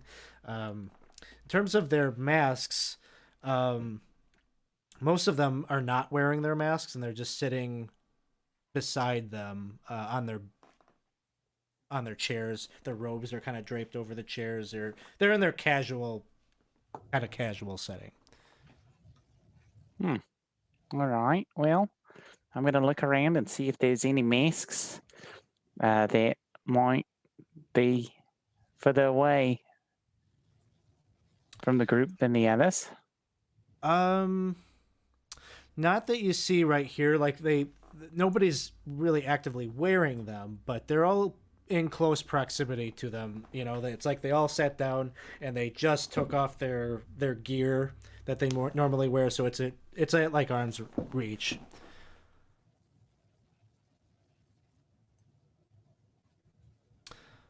However, they're very engrossed in this game, and so it's possible that you maybe would be able to slip a few of them away while they're not directly in their peripheral vision. All right. In that case, I'm going to try to sneak a few away. Probably would have been a good idea for us to think about what's the contingency plan should you fail one of these rolls. I'm of course, it's just busting thinking in the about door. that myself, but at this time, I'm limited on that. I'm trying not to think about that. I'm just trying to find these damn masks and get the hell out of here. So how many do you need? Is it 3 or? I think it's 3. 3. Okay. So give me a sleight of hand check at advantage. All right, here we go. I think the contingency plan is the fact that we have rerolls. 6 rerolls. So that's Yes. Yes. Oh, Very true. All right. You got 1. Oh. 3, drop Alex. Okay, here's the second one. Oops, that was supposed to be at advantage. I'll roll. Mm-hmm. All right, let me roll it again. All right, you got a second one, And the third one.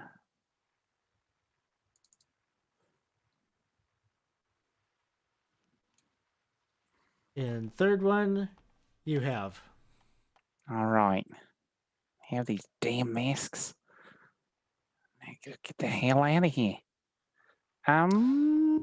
So at this point, your perception is you're like in the middle of the hall, and it looks like there are like identical doors as the one that you just came from. Maybe there's basically like 6 on one side of the hall and 6 on the other, and then doors that lead out that are probably that main entrance that you saw. So you're thinking that the 12 or so doors, the 6 on each side, those probably lead to other bedrooms. Mm-hmm. And then you've got the way out through the main door, right. I am going to position myself to the main door. I am going to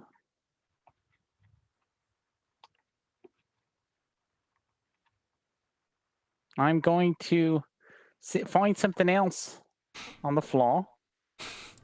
I'm gonna try to chuck it at the table. Okay. What would be near the door of a Citizen? I almost wanted to say umbrella rack, but then why would they have umbrellas? Boat rack. Maybe if it's you a will. nice little cast iron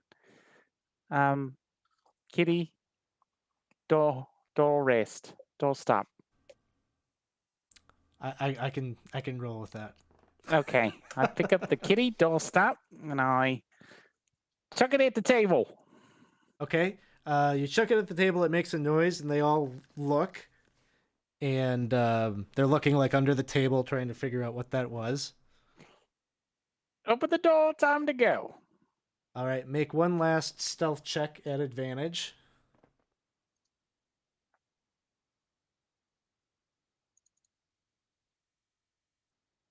And you make it out the door, no incident. And you make it back to the rest of the crew. Oh. I think Murray's dead, guys. It's a tragic loss. It's been too long. Move on. I'm pulling the. They're invisible too. Back to the day. Everything you carry is invisible. Oh, it's me. I didn't make it, guys. Well, that's Another personality for the professor. He's got room. Oh no, please don't be 4 of them. That'd be Those- horrible. Man, more of a random complication than a random encounter, I suppose. But we made it work. So, from this point, you've got Fluke and Flake with you. And you are headed to the Goblin Caves, where you will be able to don these masks and such and disguise yourself as Zarganites, hopefully long enough so that you can get to where you might be able to address and talk to a number of the goblins that might be persuaded to enter into some kind of alliance, or you might be able to find a way to make them useful against either the hobgoblins or to direct them against the Zarganites directly. So this is feeling like a good spot maybe to take a quick little 10-minute break or such. So if everyone needs to go take a bio break, grab a beverage and whatever you need to do.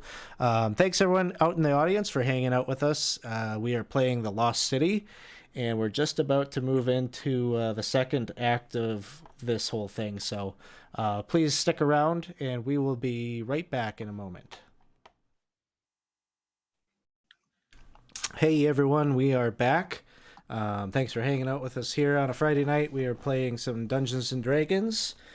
Specifically, our content for the evening is we are playing The Lost City. This is the fourth of the original adventures Reincarnated from Goodman Games. So we're having a lot of fun with this. I played it some time ago, a few years ago. I think it was like 3 or 4 years ago in D&D Basic. And so cool thing about this is I get to revisit it again in 5th edition. And experience has been quite a bit different than the first time I ran it. So if you ever want to get in on one of these games, this is a kind of thank you that we do for the people that support our Patreon and subscribe to the channel. So if you're just dropping in on us for the first time, you can check those things out. You can subscribe. Whenever we have openings in the games, we'll pull people in from our subscriber list to come and fill out the roster. Otherwise, the best way to get into a game would be through the Patreon, and we set up our Patreon so that our patrons get the first chance to sign up for games each week. You can also come and join us in the Discord if you want to come and just hang out and talk with members of the community. So those links are there in the chat. Where we left off before we took our break is our heroes have basically met a pair of goblins that don't seem to be under the sway of the black spore, which is some kind of a fungal growth that it seems like the hobgoblins have been using to control some of the other goblinoids. And so these two goblins, it seems that they maybe intentionally tried to make contact with Kinrob, one of the allies of the group, in order to enlist their help to liberate their people, the other goblins. And so they're en route right now to the Goblin Caves. And so players on your Lost City map, basically where you're going is you'd probably be cutting through the fungal forest to get to the other side of the lake. Because over there, this is essentially a cliffside here. And there are a number of caverns that kind of pockmark that ledge or that sheer cliff that goes all the way down and meets the lake. I don't know if I have a good illustration loaded into Fantasy Grounds that kind of shows this, but essentially, what you're seeing as you're coming to the landing, the cliff landing, and looking straight down, you would see that there's a number of ledges, kind of built into the cliff facing at various altitudes, making their way down. And the curious thing about this is it looks like there's like metal poles that stretch from like where you are and seem to drop down maybe like 20 feet or so. And it you watch as Fluke and Flake, Fluke goes first and like grabs hold of this pole and says, "Okay, if you want to get down there, you just slide on down." And he grabs onto this pole and just, like a fireman's pole, slides down to the next ledge where there is a cavern. And then Flake does the same thing, and she just says, "It's okay if you've never done it before. It's not that hard. You just slide on down." And she grabs the pole and slides down the 20 feet or so to the first level.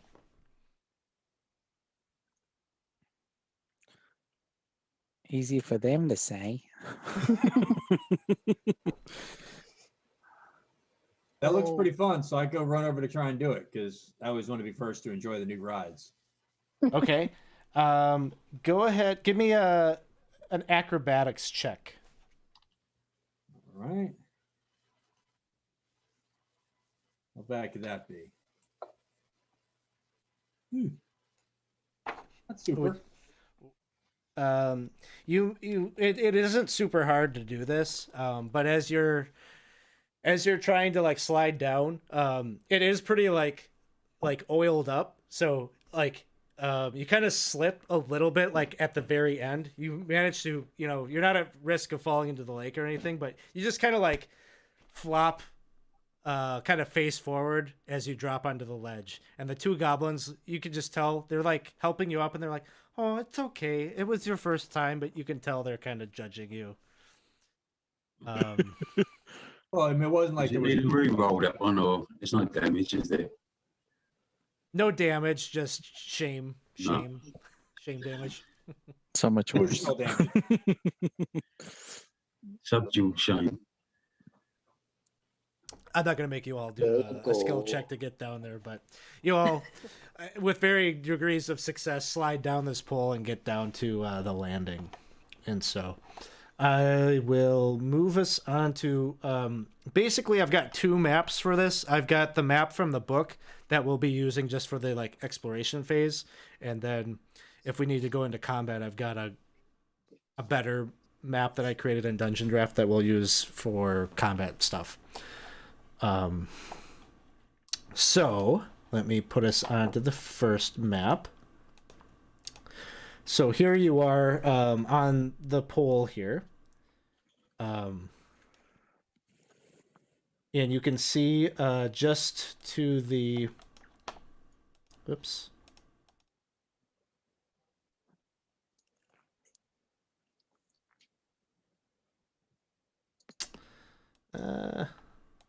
Trying to move my little token that I have there, but it doesn't seem to be working.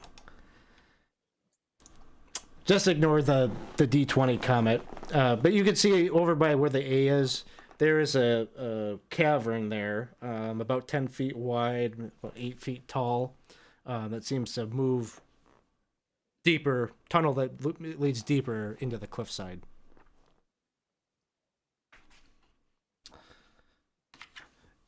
And the two goblins move forward and are kind of looking in and gesturing for you to follow.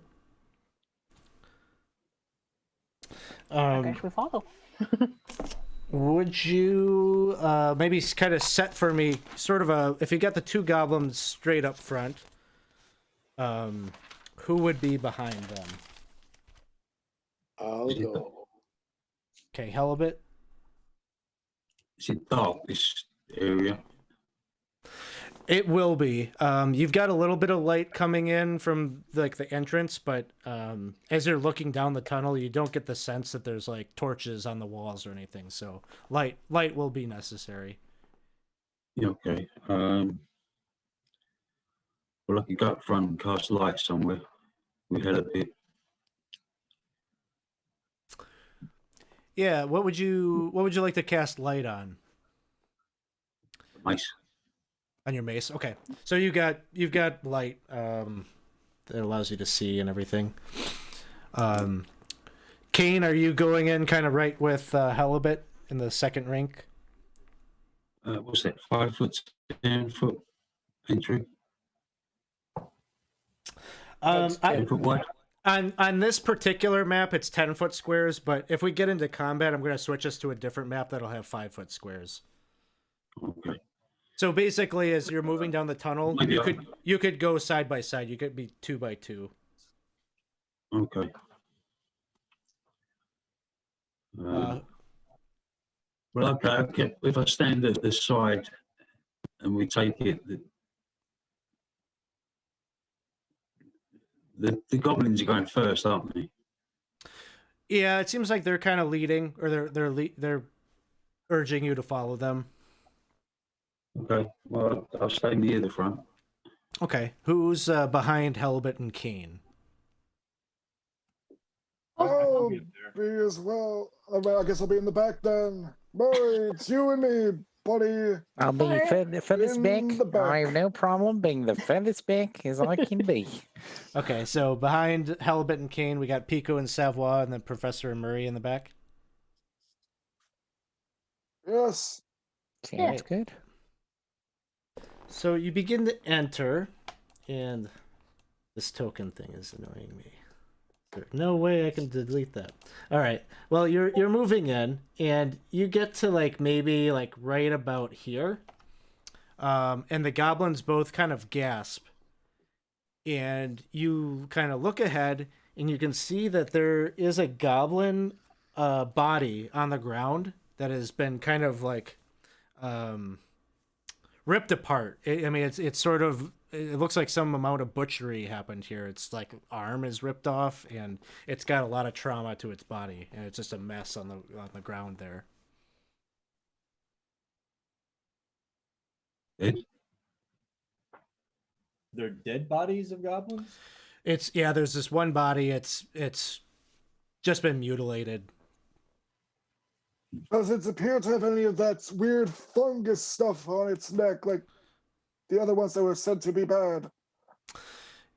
Make a nature check. Oh, bother. Let's see, nature. Boop. You manage to. It's sort of hard to figure out where on its body is. The body is that badly messed up, but you do find some remnants of the black spore kind of in the mess. Do we notice anything odd about the goblins we're with and how they react to this? I guess make an insight check. Yeah, I didn't know if this is commonplace for them to just see random dead goblins rolling around. Not really with it. I don't mean, really know much about goblins. yeah, I think you're having a hard time Really understanding as because they run forward, they seem shocked, and they're checking it out. I don't know if you know whether that is common for goblins or not, but Guess that's legit. I would like to ask the goblins. Do you know what kind of sort of creature would have torn your fellow man up like this? Your fellow goblin? and they both say, I don't know. And Flake says, maybe, I don't know what it could be. Maybe, do you think that maybe the Zarganites know that we're helping you already? Why would they brutalize something this badly? I don't know. I have a closer examination of body. Does there seem to be any noticeable, like, say, wounds that would come from, say, like a martial weapon or something more animalistic? We'll say that. Make a medicine check.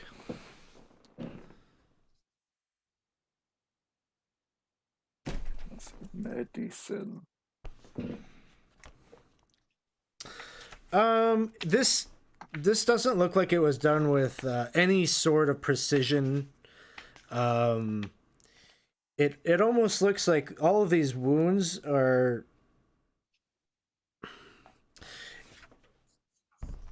almost like they were pulled apart, like something hooked into them and like forcibly ripped them apart. Helibet would like to, use his medical knowledge to look at it to kind of guess how long ago this happened. Sure. Give me a medicine check. And I know that Savoie already did a nature, but would it be okay if I did a nature, hearing that it does look like they got torn? Oh, wait a minute! Sure. I did grab the wrong one. Okay. Yeah, you could do a nature check, Pico. Thank you. We need to use some rerolls. Yeah, Helbert, do you want to use a reroll? Yeah. All right.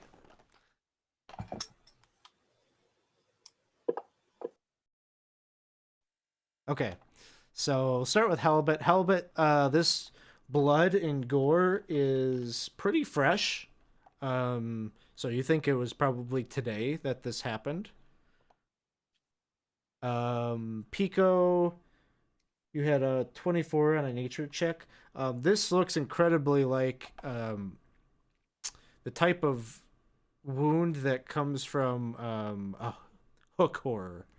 It's a type of creature that almost kind of resembles like an owl bear or something like that, but is a monstrosity that has these appendages that could do this type of trauma to a corpse.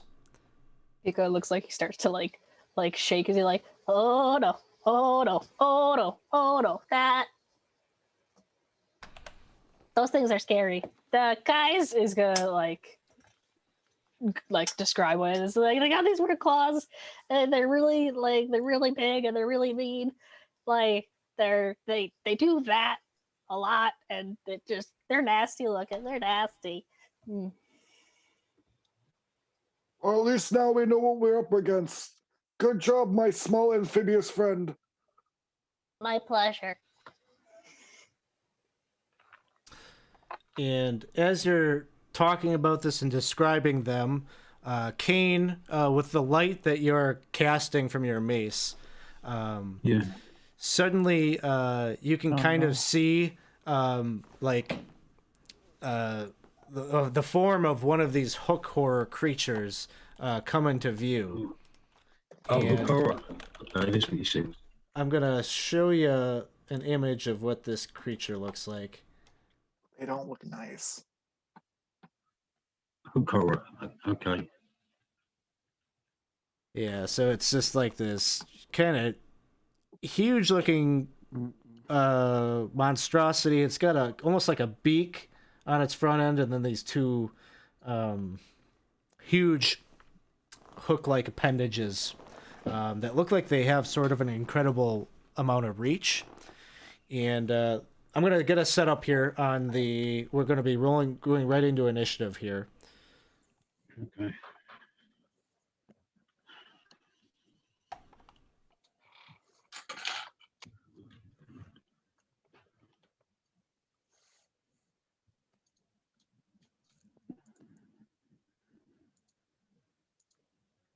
Your remade map looks really nice.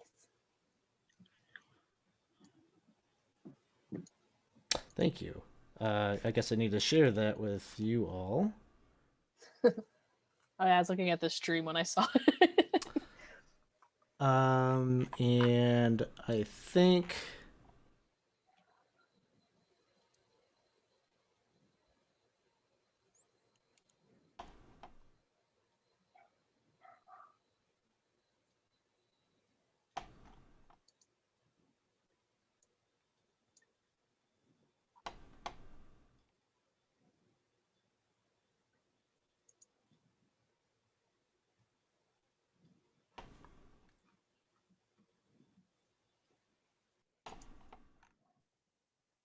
Let's see. It was Savoie, Pico,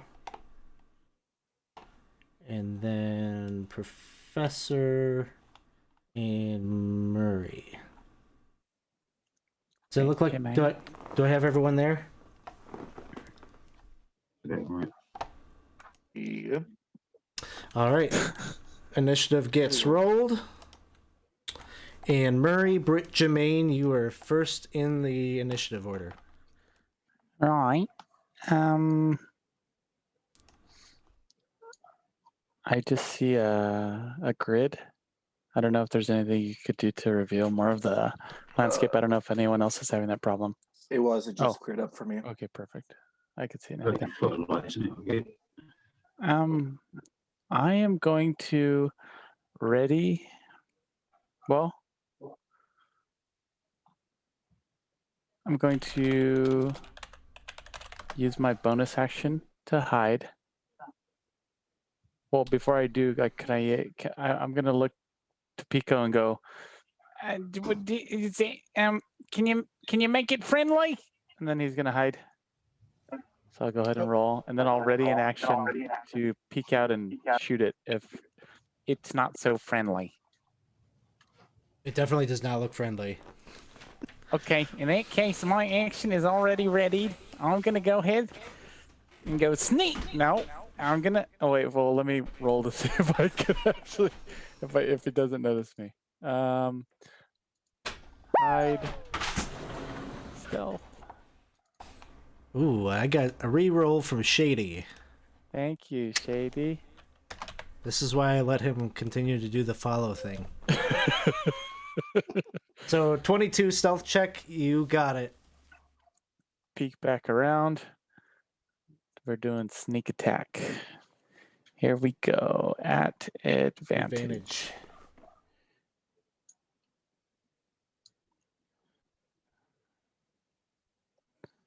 You hit? Hits. Sneak attack. Let me go ahead and cast that on myself. All right.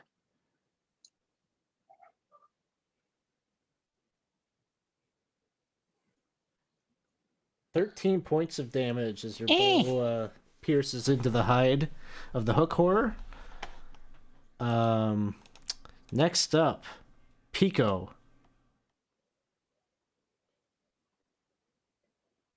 You're muted. I thought I clicked the button. Never mind. I am going to cast a flaming sphere. Yeah, that seems like a good call. Let's see. Yeah. Ooh, that's cool. And then I think it's a bonus action to move it. So can I just like push it into the hook core? Yeah, you can use your bonus action to slam it into it. Yeah. It needs to do a dexterity saving throw. Yeah. So it will. I've got 4 rerolls. I'm gonna do a reroll. No. Try that again. 12. I imagine that still fails. Yes, it does. Just Would you like to re-roll again, Alex? No. don't say that. I don't believe in sunk cost. All right. So I take these and boop. 7 points. Mm-hmm. All right. Yeah. And with when it moves, am I able to kind of like let it be like back here? Because I think if it's too close to something, it'll hurt our goblin friends. yeah, you could get it back like there. Okay. That's cool. Next up is Fluke. And Fluke, in goblin fashion, is scampering backward. And is hanging out back here. Has a short bow. We'll take a shot with its short bow at the hook horror from a safe distance. 9 will miss. And that's his turn. Halibut, it is your turn.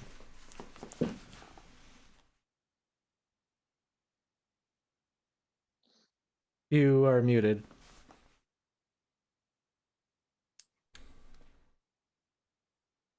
He's a smart guy, but I'm not, so I'll go forward.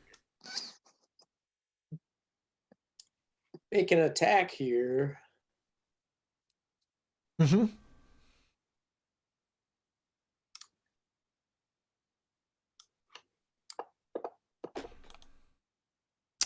"23 will hit.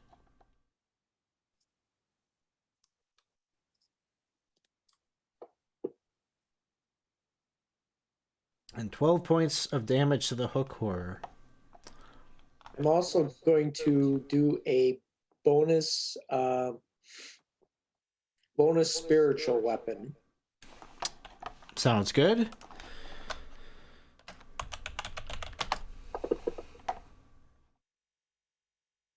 That will miss unless you'd like to use a reroll.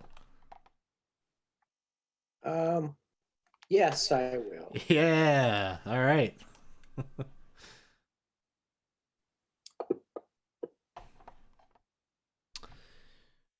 That will miss. But the spiritual weapon will still stay there for next turn, right? Yeah. And as you step up there, you realize that you are not alone. It would appear that there is a second one that you can see coming up from the back. So, next up is Savoie.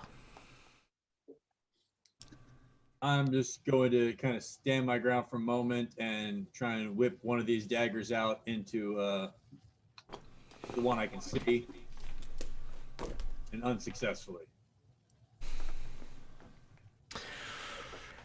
All right. Can Next. you use a reroll? Have I got some? Did you say? Pardon? Did you say I've got some rerolls I can use?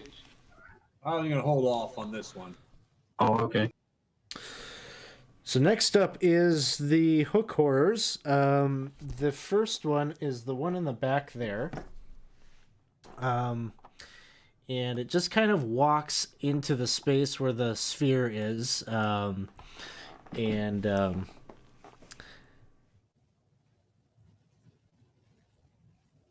Is definitely kind of just kicks it aside a little bit, but it's in its like space. So it will, if it ends its turn there, it will take damage from that. But it sees Halibut, and from that distance, its hook kind of reaches out and is able to get you from that distance. So he's gonna make 2 hook attacks. Oops. I don't know why that token doesn't seem like it's actually there, so I'm gonna drop you down again. All right, there, that seems to be working. First attack is a 22 to hit.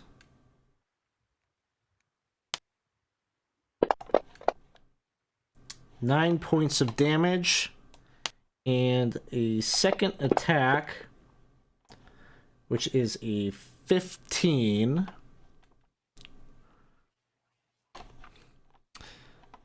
We're gonna re-roll that one.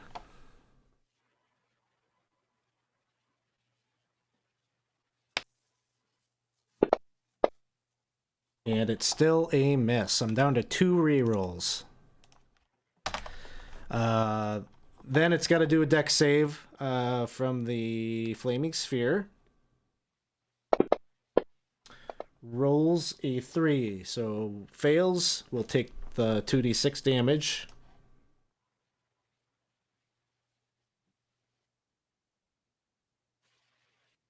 And that's the one in the one in the back, right? Mm-hmm. Okay, Yeah, number 1. cool. 4 points. Next up is Hook Horror 2, which is also going to focus its attention on Halibut.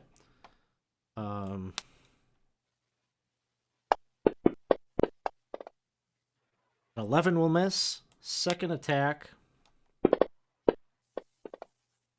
is a 13. And this one's gonna... It didn't like that damage it took from that sphere. So he's gonna step away from the flame. And then Flake is up next. Flake is also going to step away from the Hook Horror. Hook Horror is going to take an attack of opportunity as it tries to get out of the way. Manages to hit it. And deals 9 points of damage as it runs. Gets back here, is going to use a bow to shoot at the Hook Horror. 21 hits. And it deals 4 points of damage. Next up is Kane.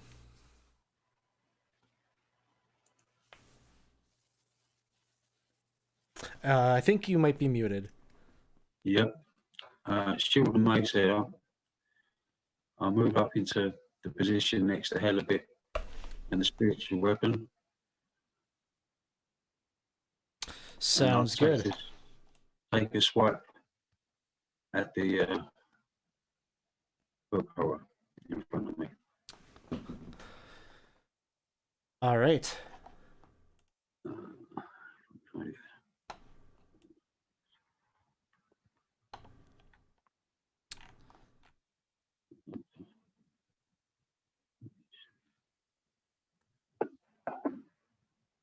Ooh, a natural 1. Would you like to use a reroll? I think so, yeah.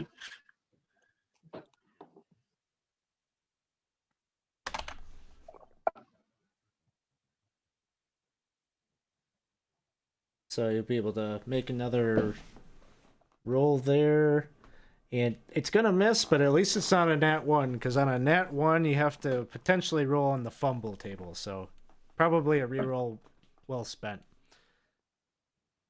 So that was just your bonus action. Okay. I guess I can cast Bless on this thing, can I? You wouldn't be able to cast Bless, but you could cast one of your cantrips. Okay. Stay good flame, I guess, then. Sounds good. Dex save from me, I think. And that's Hook Horror 2.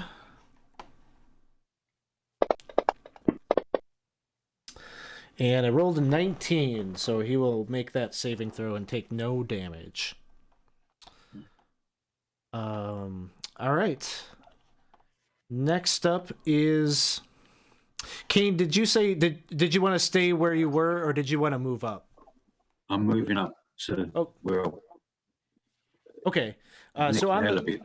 on the map, you should be able to just click and drag your token if you want to move up. Okay. Next up, we have Professor. All right, all right, Auriga. I know you want to test this spell, so I guess it's a perfect opportunity to do so. And I'm just going to point my finger at it and say, "You're going to have a really massive headache," and I'll cast Mind Sliver. So he's going to have to give me an intelligence saving throw. Ooh, and he's gonna fail. He's going to take psychic damage. Nice. But he has a negative D4 to his next saving throw. Sounds good. And I will stay where I am.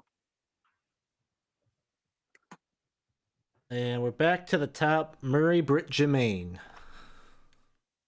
All right. Fluke. Flake. Before you shoot, you want to hide like this. Oh.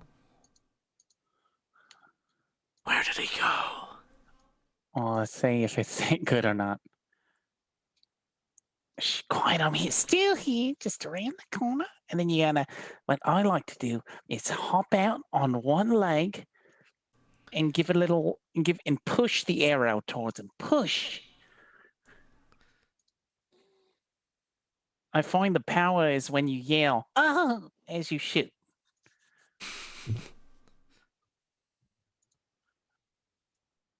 Short bow. Seems legit. Yep. That's a hit. Yep. Definitely. See? Definitely. I'm watching. Because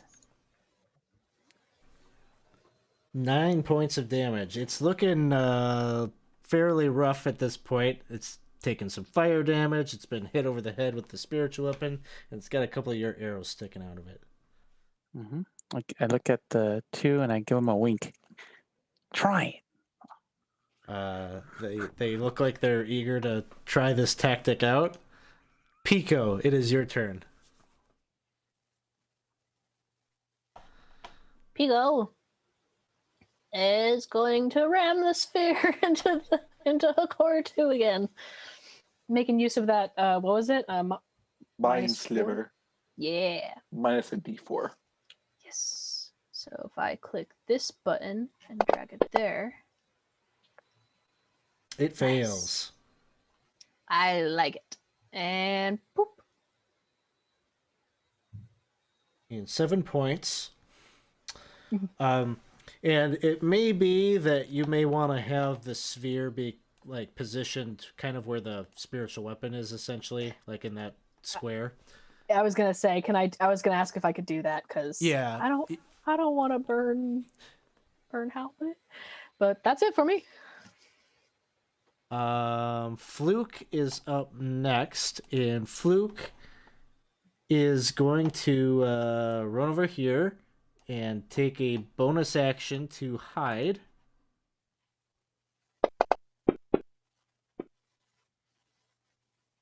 And he just says, "Okay, Murray, check this shit out." As he sneaks up, he tries to get that arrow. He tries to shove it through the air. He has advantage. Make sure you yelp. And he hits. And so he's gonna get no sneak attack damage, but you know, it's good. 8 points. Yes. Pretty excited. Yeah, you. Halibut, it is your turn.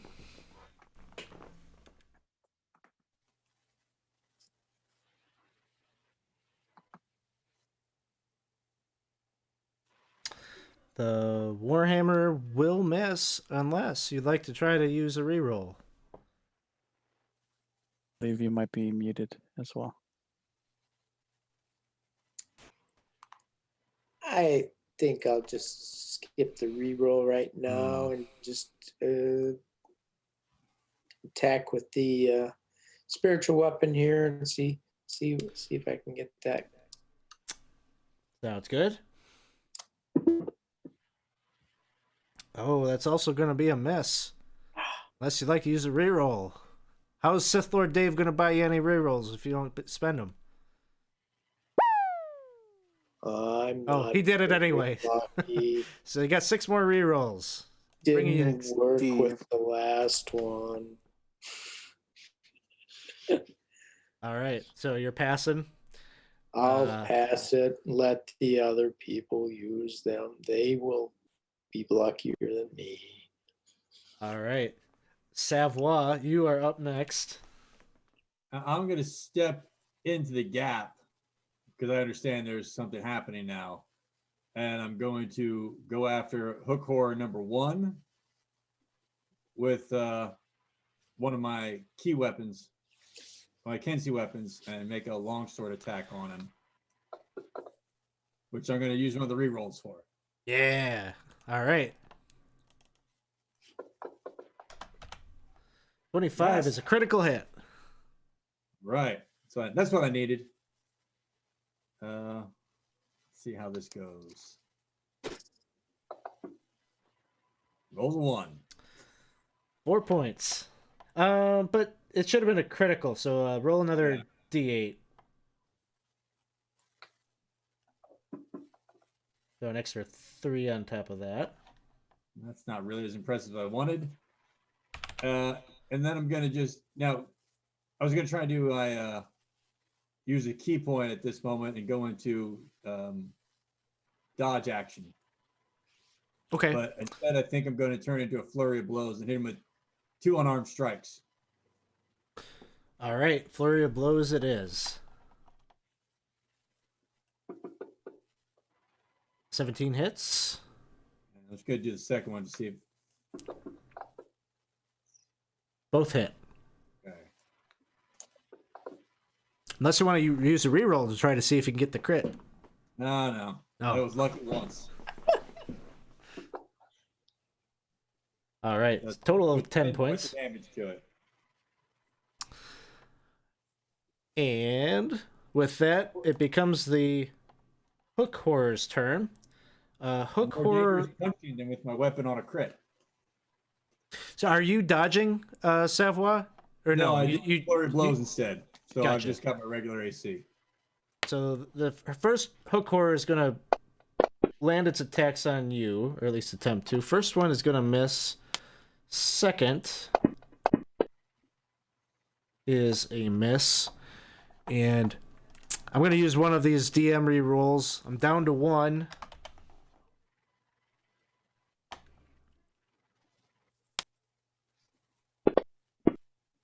And that one's also a miss. We move on to hook horror. First, hook horror 1 is going to... No, yeah, he's going to step away. He doesn't like the fire. Opening him up potentially to an attack of opportunity from Savoie. All right.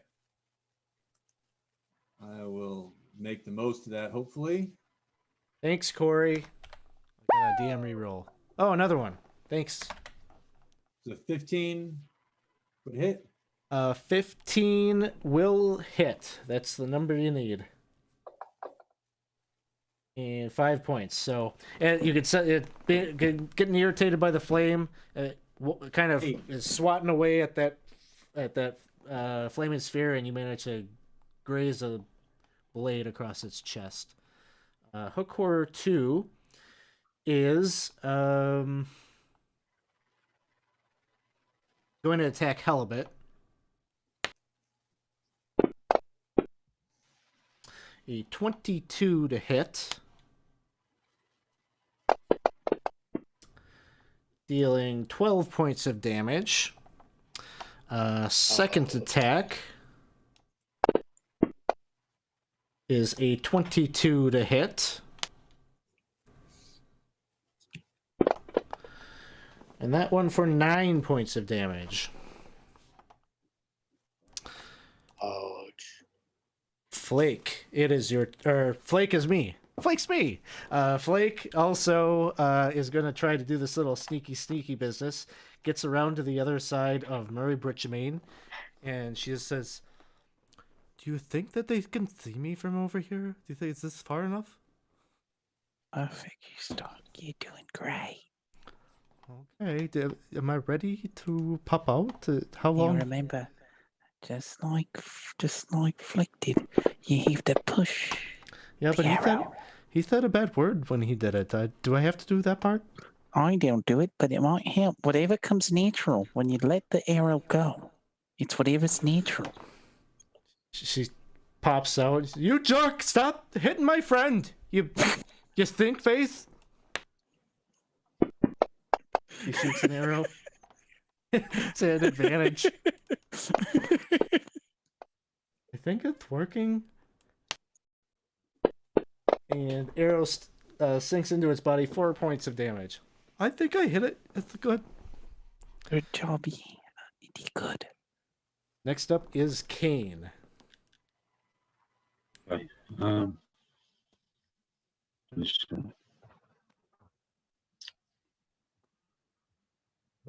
this whole card too. Does it look like it's nearly down or? He's looking fairly rough at this point. Oh, you know what? Did I have him do the dexterity save, Pico, from the flaming sphere? I don't think I did. Don't believe so. So let's do that quick. Sure. Okay, he makes a save. He still takes half damage, though. Okay. So- So if I Just roll it in the chat, and I'll have it. okay.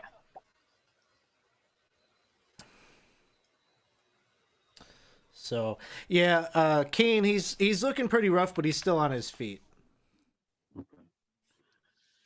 I'll take another swing at it with the mace. Sounds good. A 16 will hit. And...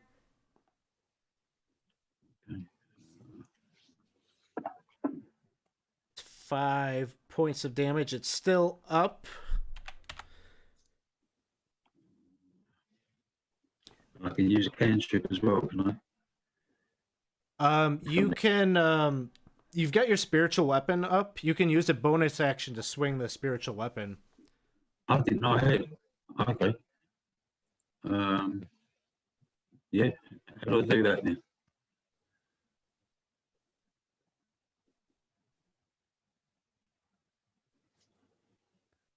Which your roll? If you just go back to like your actions tab where you have the spiritual. I didn't call that up, did I? Oh, was that not your spell? No, hell of it. Called it. And, Oh, I'm sorry. That was Halibut. My bad. There's two there, but I'm not sure what you have as a bonus action. Maybe nothing. okay, that's all right. Some of your spells are bonus actions, like Healing Word is a bonus action, or Shield of Faith. So you have some options. I just don't know if you necessarily want to use them in this situation. Okay, because one of these two took damage at the front, didn't they? Quite a lot of damage. Hell of it and Savoie.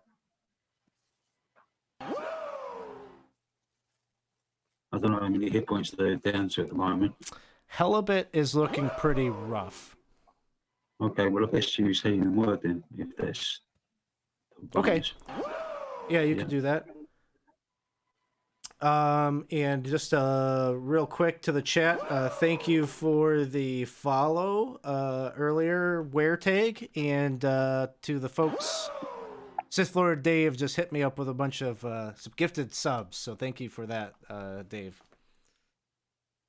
Healing Word gets cast 4 points back to Helibet. So Helibet, if you want to take those points back, you can. And then 4 points, yep. All right. Next up is Professor's turn.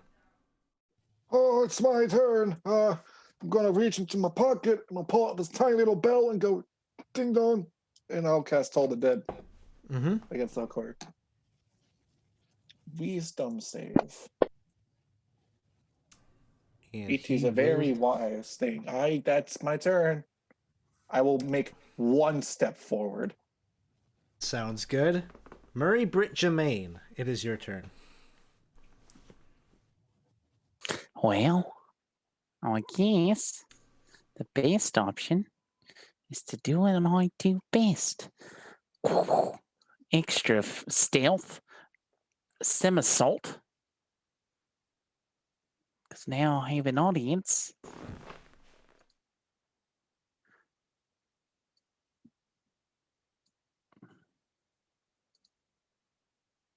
The goblins are just like, well, I don't know where he went. He's so good I'm at right this. here.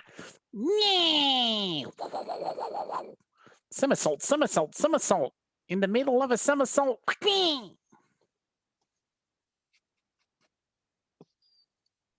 Attack roll at advantage. That's right. Attack roll. Advantage. And the 23 will hit. And it's looking pretty dead. Once your arrow connects with it. And they're just clapping. You're so good at this. See, it's good that we found you. Well, that's good. Yeah, you guys are not too bad yourself. Let's see what we can do. Shit, yeah. Yeah. Pico, it is your turn. Well, since that one's dead, I am actually, instead of that, I'm going to move up closer myself. I'm going to leave the sphere where it is. Actually, I could go a little further. I'll just kind of be in the corner. Thanks for the jams, man. And I'm going to do Healing Word on Helibet. Just Sounds to help good. out. And then boop. Yay, 4. So that's the bonus action. So I don't think I could move the sphere. So it's actually probably a really bad idea that I stand there. So I'm gonna move like a little further back into the corner, and that'll be my turn. Sounds good. Fluke is up next. And he's looking forward and he says, hey, boss man, we just hang out and wait for them to clear this out, right? Boss man. Oh, me? You're the big guy, yeah. I'm Murray Brett Jermaine. Well, we could move up sneakily and try to shoot for the kneecaps. Okay, we'll follow your lead. You're a good manager. We'll follow you. I'm not, but okay. I am actually. Oh yeah. So I Fluke am. is gonna make like a quick stealth check, but he's gonna kind of hang out back here with you. So he just kind of gets behind you. Helibet, you are up next.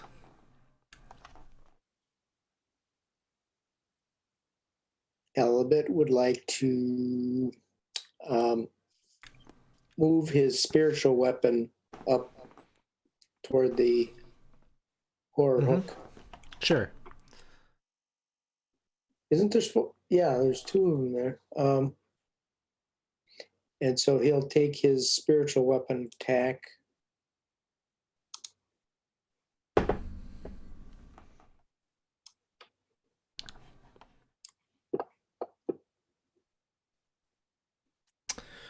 Would you like to use a reroll? You have 8 of them.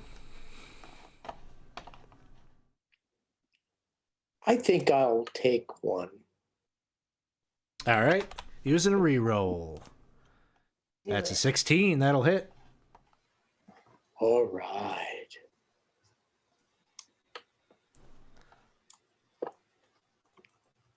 And that's 10 points. Looking, we call it bloodied. He's bloodied at this point. I'm going to take and cast Cure Wounds on myself. Okay, sounds good. And you take 4 points back. Anything else, Halibut? No, that'd be it right now. All right, we're moving up then. Savoie, it is your turn. I am in, as we say, hot pursuit, and I'm going to take another stroke at him, see if I can bring him down. We still have a reroll floating. Oh yeah, you got 7 left. All right, I will definitely put that to use with the exact same number. So then, again, flurry of blows into him to try and finish him off.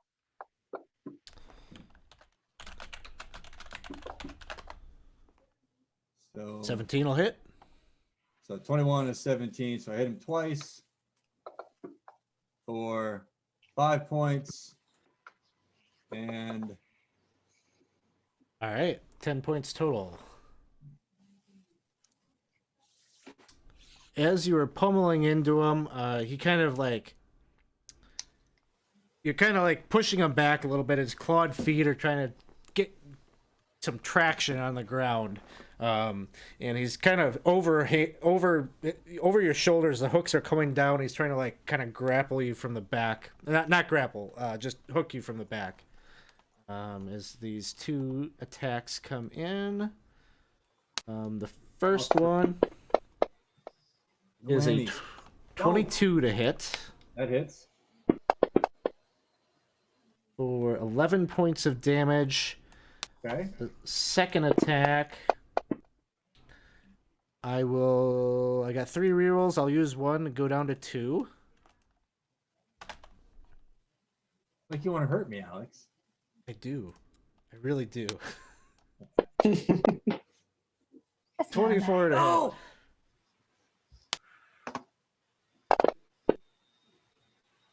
Only because I know you got 2 clerics. You can handle this. It's fine.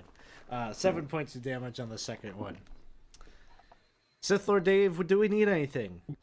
Some wandering monsters, some DM rerolls, anything like that. Sounds good. He's not trying to make a break for it. Hook. He's for talking it. about drinks. He's not asking like about what do we need here. So that's what the hook horror does. It kind of claws into your back, and you feel the pain as this piercing wound opens up in your back twice. Flake, she's back there too, and she says, "We'll follow your lead wherever you want to go, Murray. We're right here behind you." And she also will do a quick stealth. But she's talking really loud. Murray, we're right. Can you see me? So she's not very well hidden. He's too like he's just he has his hand on his. Oh, wow! I could make this work. I'm getting the band back together. And Kane, it is your turn.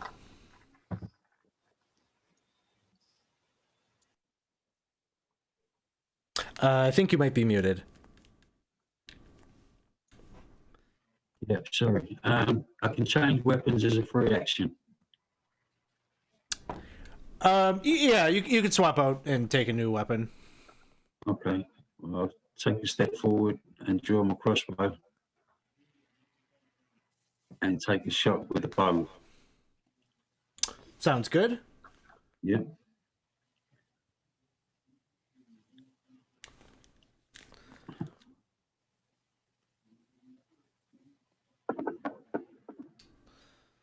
Ooh, 11 won't quite do it. Would you like to use a reroll? How many we got? All right. Give it another try. Yep. Okay.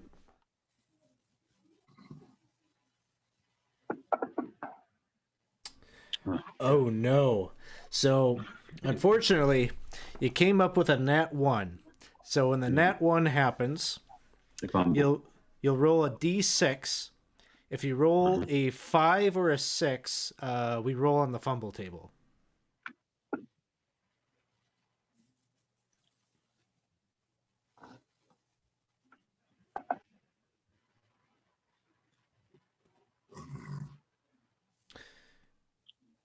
And to do, I didn't see it. So it's a little weird in Fantasy Grounds. If you pick up the d6, what you have to do is you have to. Roll a 4, but Perfect. it probably won't this time. There you go. Okay, yeah, must have been fate. It rolled a 4 again. No, it's just a miss. No additional effect. So that's good. Okay. Cool. Next up is Professor. No, Anzio, you're fine. We don't need you just yet. I'm just gonna walk up here and then just squeeze here around the corner and just point at him with my wand and say, "Stop moving. You're making this way more difficult." And I'll use the wand of paralysis. So he's gonna have to make a Constitution saving throw. Ooh, I'm gonna re-roll that. All right. Go just drop it on him again. Work. It was meant to be. He fails. He is now considered paralyzed. Automatically fails dex saves and strength saves. Attacks against him have advantage, and if you're within 5 feet of him, you automatically crit. That's my work here is done. And I'll take a step back. Murray Britt Jermaine, you've got your entourage. What are you doing? All right, guys, let's do it. He's gonna go ahead and skip. He's going to somersault next to Professor. He's going to, I guess, hide. They both had readied actions to follow you. Okay. On go. He's gonna hide. There we go. Stealth. Yep. Yep. All right. Mary Brett Jermaine rolls into action. Prone roll. Fire. Fluke just looks at Professor and he's like, "Don't worry. We're the professionals. We got this." Yeah. Here we go. It's like, what are they even Alrighty doing back then. there? Everyone,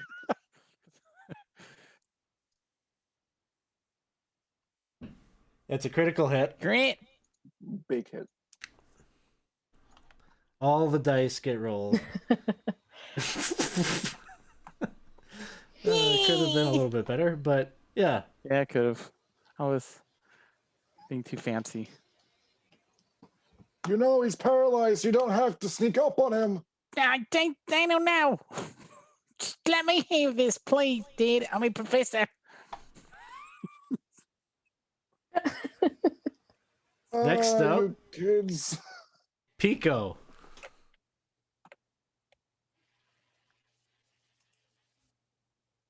Whoops. Okay, there we go. I'm a swoosh the sphere.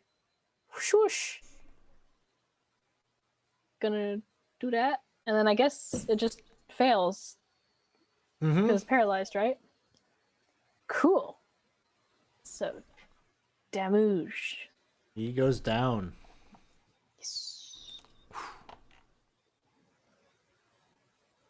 So you're out of combat. Both Fluke and Flake sneak around the corner, and they say, "Oh wow, these things are real big. Oh no!" And like Fluke, you see like Fluke and Flake kind of run ahead, Watch out for the sphere. and they like, excuse me, and then they get around that, and you see them kind of run ahead, and they run up to where there's this like, it looks like a gate has been busted through. They say, "Oh, sorry, not busted through, but there's a gate. There's like a portless gate that looks like it has been lifted up." Mm. And they're kind of inspecting that. Does anyone need healing? I am surprisingly okay.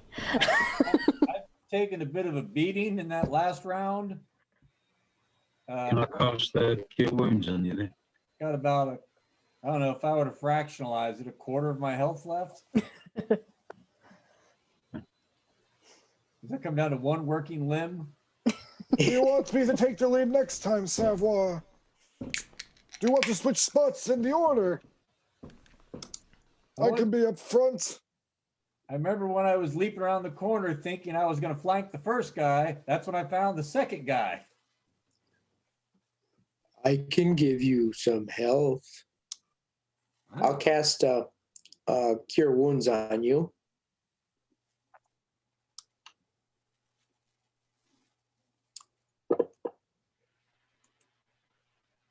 Get 5 back. Every bit helps.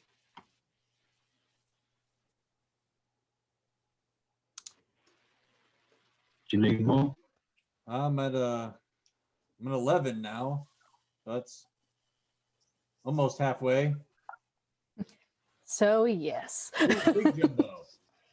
Definitely a big help. I don't think I've gone over my spells. Thank you, teammates. I've got to learn from Kane. He's cast it better than me. No surprise there.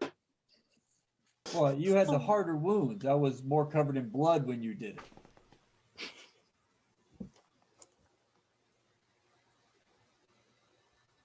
So, you're tending to your wounds and such. What would you like to do at this point? Rest. I mean, we might as well follow the goblins. They seem to be worried about something. So you move ahead, and you can see they're kind of checking out this portcullis that has been raised, and they, Fluke just says,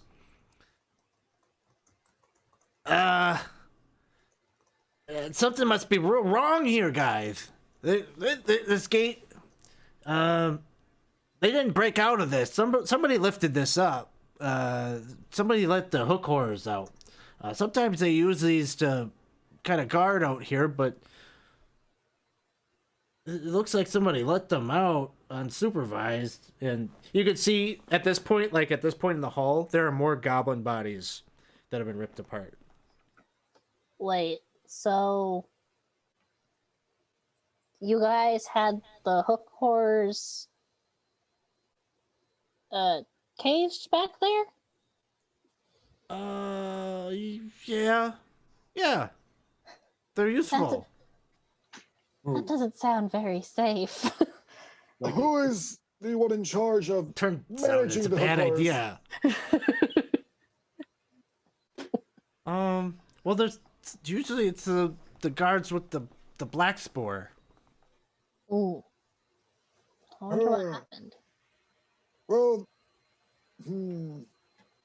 seems to be a predicament considering they're dead. So maybe someone else got to them. Oh, they had little hay beds. How cute. Oh, we treat them real nice. It's you know, Oh, that's nice. we feed them twice a day, water them, play with them. You play with Play the with hook it. horse? How do you play with a hook horror? I'm actually quite intrigued now. From way over here, you get a 10-foot pole, and you put a little dangly toy on the end of it. And... You let him hook. You just let him hook. So, you can just see there's like a trail of bodies and blood and gore that kind of leads down this way. Oh, Yeah, let's follow it. Okay. So you make your way up to about like right here, and I'll just use I'll use Fluke to kind of be the token of where you're progressing. Right here, you can kind of see the left passageway here that branches off to the northwest. Looks like it leads into sort of a like a sleeping chamber of sorts. There's a number of canvas hammocks that have pythons kind of nailed into the walls, and they hang there. A couple of bedrolls strung about, and that's kind of it. Maybe some like kind of rolled up clothing and such, kind of, you know. No more bodies, though. There's a couple of bodies that are torn apart in there as well.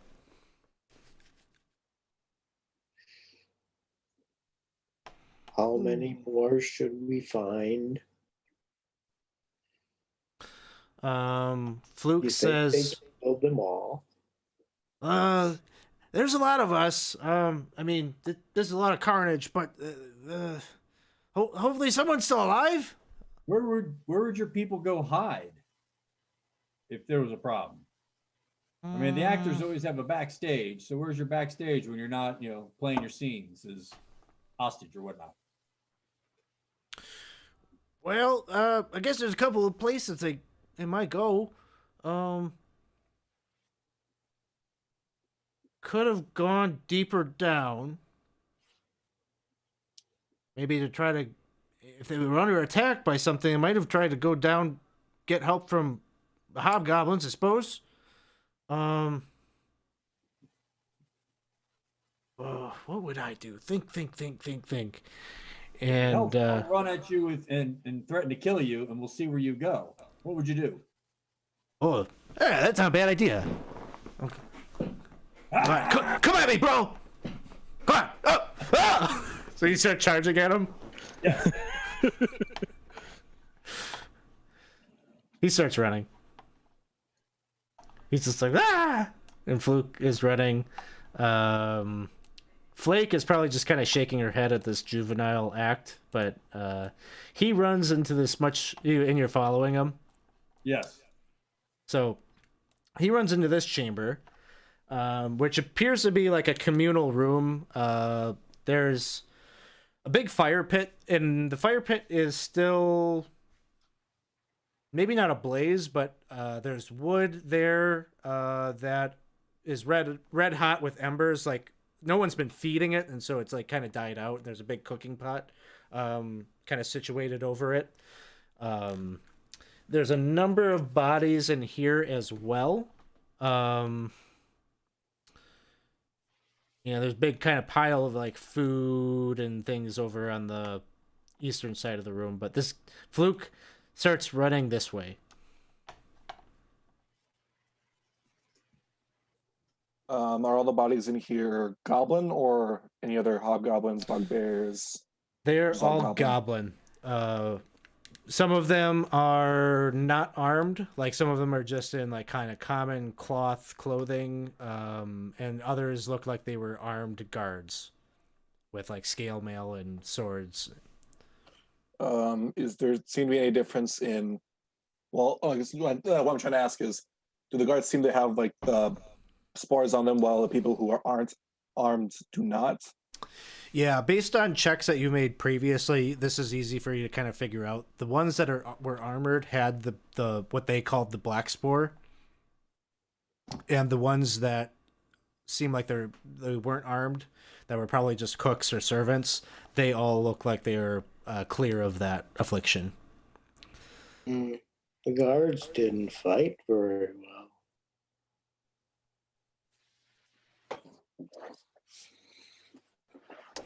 And the bodies here, Halibut, you're proficient in medicine, right? Yes.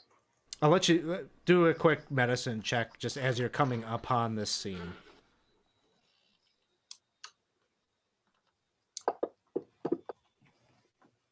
Okay, what in here, it looks a little bit different than those first initial bodies that looked like they were maybe attacked by the hook horrors. Many of the, not all, but many of the bodies in here, and it seems to be maybe only the commoners, are like gutted, like fully gutted, almost like some kind of beast like was feeding on them. Like they were held down or they tried to fight back? Probably more like they were killed and then in death were being feasted upon or eaten by some kind of a, it looks like you could see teeth marks on some of the bodies that remain. And teeth marks. Teeth marks, yeah. Fangs. Human. Probably more like a wolf. You're not sure, but like that type of marking. Looks like there might be more beasts than just the hook horrors. Would I be able to take a closer look to see if they kind of if it matches up in style to the ones we saw earlier? Sure. You could give me either medicine or investigation. Medicine or investigation? Could I push for nature? I think it would probably be one of those two. Okay. I figured I'd try. Are you trying? Unless you're trying to identify is it what you're trying to identify the creature? Like what type of creature would make this? Yeah, if it type of matched what we saw when we fought the hook horrors. I'm seeing, is there actually like some other beast in here, or could this have been the hook horrors? Okay, go ahead and do nature. Okay. Take that and throw the dice. Oh no. Yeah, you're not so certain. I mean, the mutilation is similar. Like it's just kind of like gore everywhere. All right. Yep, that's disgusting. That's all I got. And while you all are chasing or checking that out in the main room, Savoy, are you still I'm chasing just in hot after? pursuit. So he's kind of running ahead, and he gets to right here, and you pass through a room that again kind of looks like that previous room with the hammocks and the bedrolls, but this one has an outlet that turns and heads east. And he kind of like digs his heels in and kind of like holds himself back, and he looks back at you, Savoy, and he goes, "Savoy, you hear that?" I don't know if I do. He's like, "Oh, come here. There's something in this next area." I slowly approach the corner to see what I can tell. Go ahead and make a perception check as you do. All right. Not my best. A little bit huffing and puffing. As you're huffing and puffing, and you're trying to listen. And do you have dark vision? I do not. Okay. So it's dark in there, so you can't see. You're just kind of relying on your ears to see what you can hear. And maybe it's just because of your exasperation that you're not really picking up on much. But Fluke turns to you and he says, "It sounds like something's breathing in there." It helped if I brought some light into it. Is that unexpected that something's breathing in there? I thought you said that's where all the people were going to go. I was just flying on instinct. You were chasing me and I was trying to be afraid. That's where I go. Okay. Do you see anything? He's looking.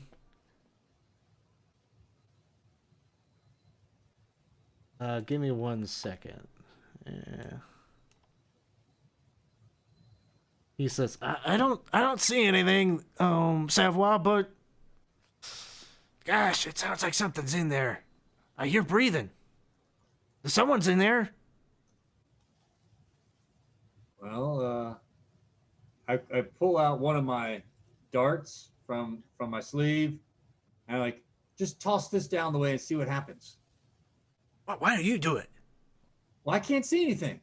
Well, you don't need eyes to just toss the thing down a dark tunnel. You can do it. You got this.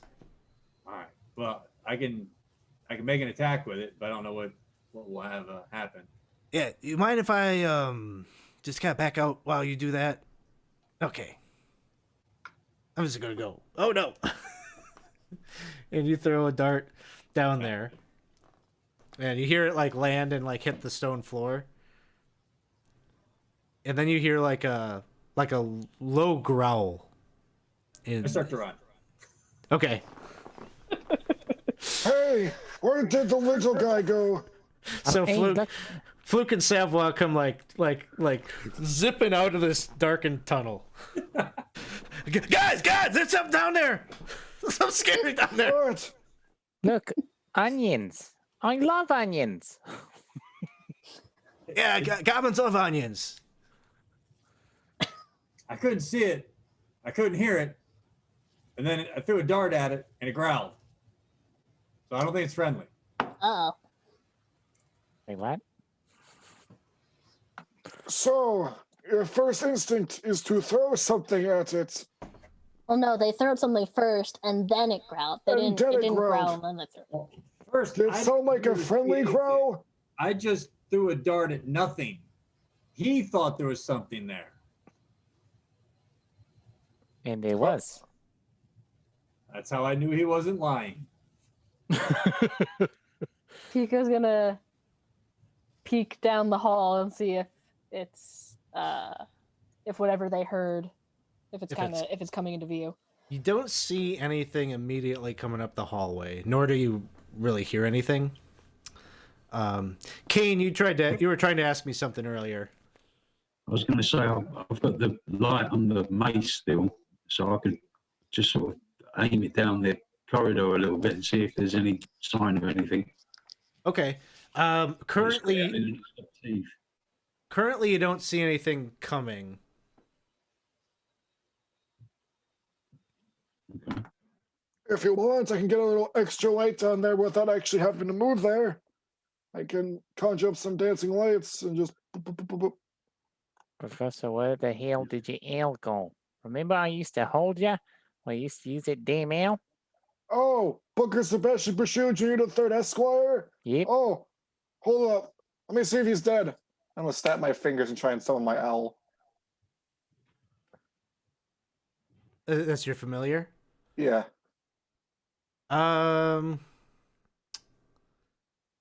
You need like a piece of charcoal or something for it, right?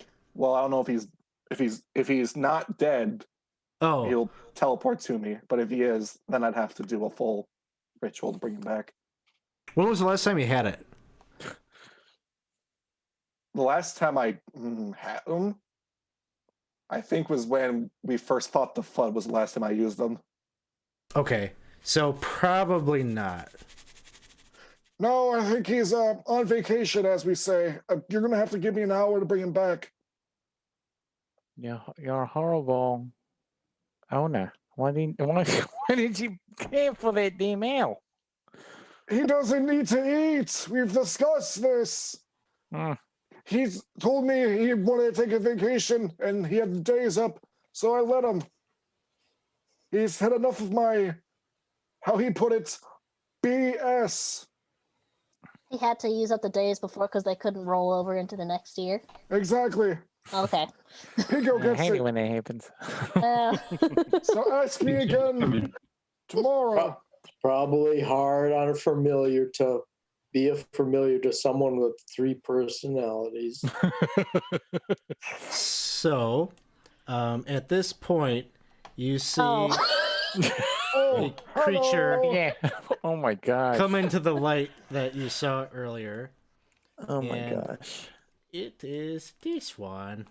So it is a very large beast with elongated fangs, kind of a piercing gaze, and its hair. It's got this hair that just rises up on its back. It's almost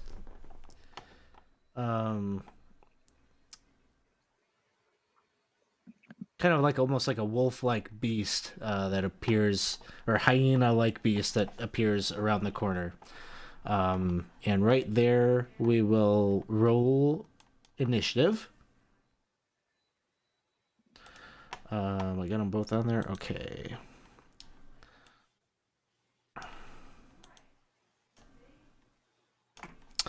And as this happens, no one's surprised or anything like that.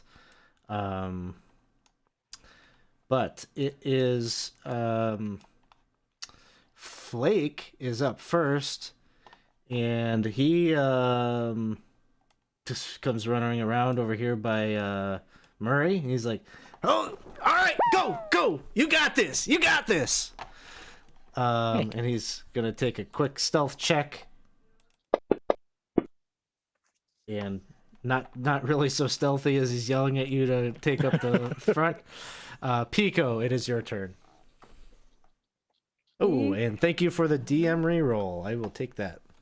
No.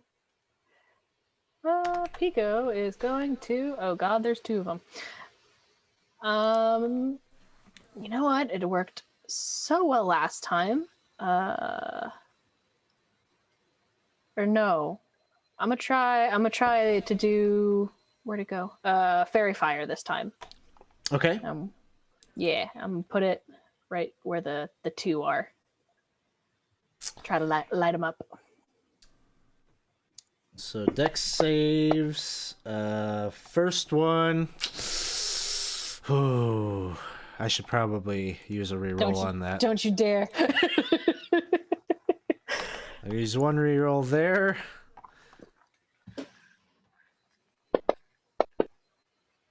All right, I think I made it. 19.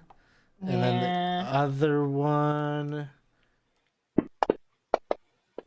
Oh, I'm gonna have to burn both my rerolls here. At least you're burning them. I'm out of rerolls.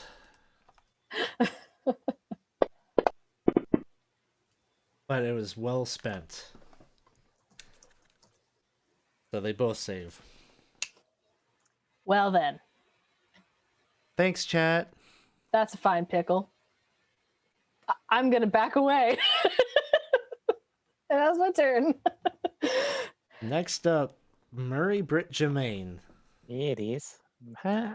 Hey, Pico, how you doing? Ow. My thing didn't work. I'm gonna go over here. Sit down on the chair. Put my head down real quick and hide.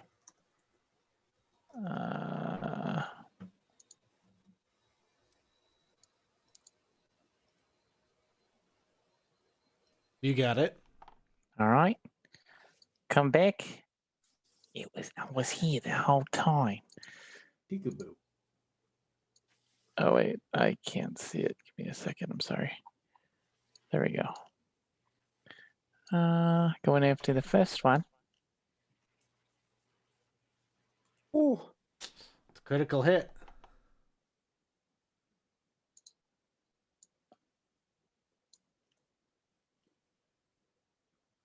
Team points of Yeah. damage.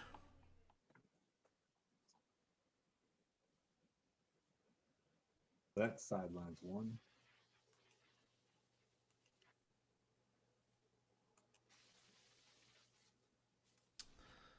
All right. Anything else, Murray Britt Jermaine?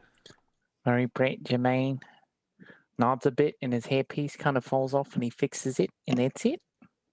All right. Next up is Halibut.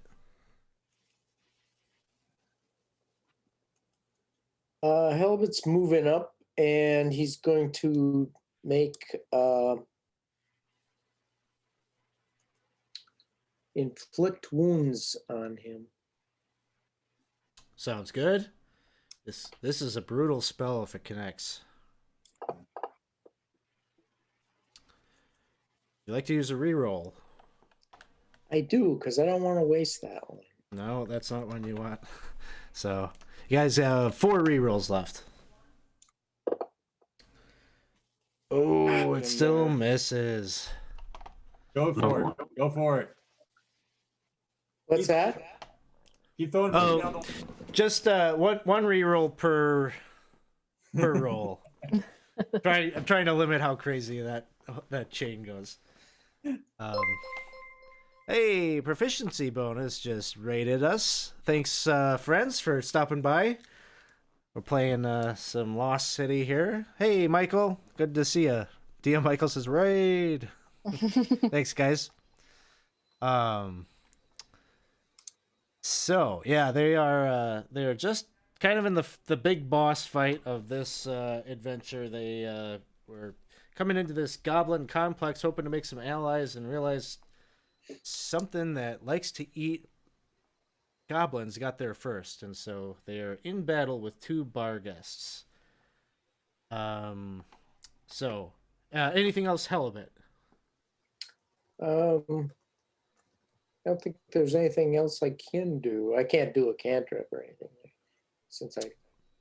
Nope, you're inflict wounds with action, so... Yeah. All right. No, I can't do anything else. All right, next up, the first bar guest is going to... it's got... dwarf isn't quite as tasty as goblin, but in a pinch, it'll work. Going to make a bite attack against you. And an 18, you've got a pretty decent AC. You managed to block it with your shield. The other one is going to cast Dimension Door. Oh, they got spells, huh? Unknown ability. Tricky. And teleports into the main chamber. Oh God, no. Savoie, it is your turn. Oh, good. I was waiting for you to say, Savoie, he's right behind you. Watching. Wait. I probably didn't. I mean, what does that look like when he dimension doors? Does he phase out and phase past me? Like, would I even know he's behind me yet?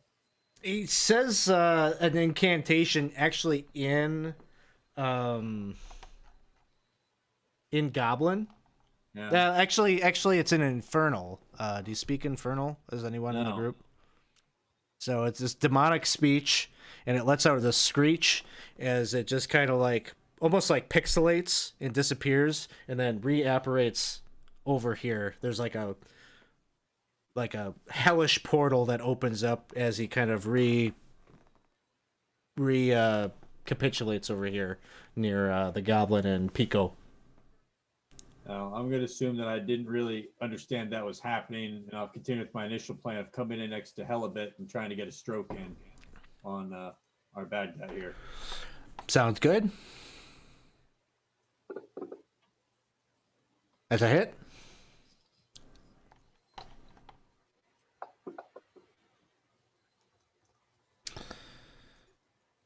And with as your longsword connects, you could tell that it is resisting the damage. So he's taking half damage from that.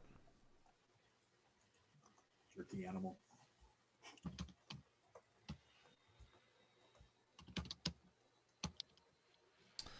And that's it. Next up is Fluke, who runs back here. gonna try to do a little stealthy maneuver he learned earlier. Manages to do that. Runs over here by Professor and takes his shot with advantage. And arrow goes sailing over between Savoie and Helibet. It connects. Looks like it's actually a critical hit. Is that right? No, it's just a hit. Just right hit. That will do next to no damage, but connects and hits. Next up is Professor. Well, this is definitely not a job for me. All right, Anzio, you're up. And I'm gonna use my bonus action to do a blade song. And go boop. And then I'm going to draw Knight's Edge and move up to this Beargas right here and say, you need to stop and think things through. And I'll cast Tasha's Mind Whip. He's going to need to make a intelligence saving throw. Oh, that's a failure. Nothing I can do. Takes 3d6 psychic damage. 7 points. He cannot take reactions. And on his turn, he can either only move, take an action, or a bonus action. Only one of those. Okay. Until the end of his turn. Sounds good. Kane, it is your turn. Right. This bar gets in the tunnel. It looks fairly damaged now. Yeah, the one in the tunnel has had a little bit of damage tacked onto it. Can I still cast Guiding Bolt on this one? Yeah, sure. Okay.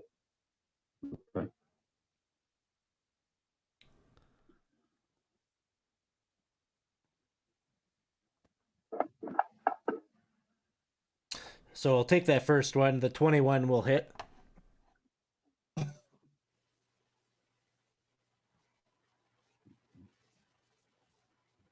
And I'll fire the crossbow in.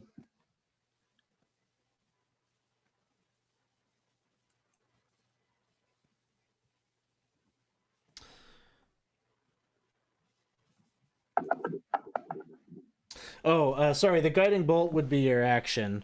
So you hit with the you hit with the guiding bolt. Just hit the damage from the guiding bolt for me. Sorry.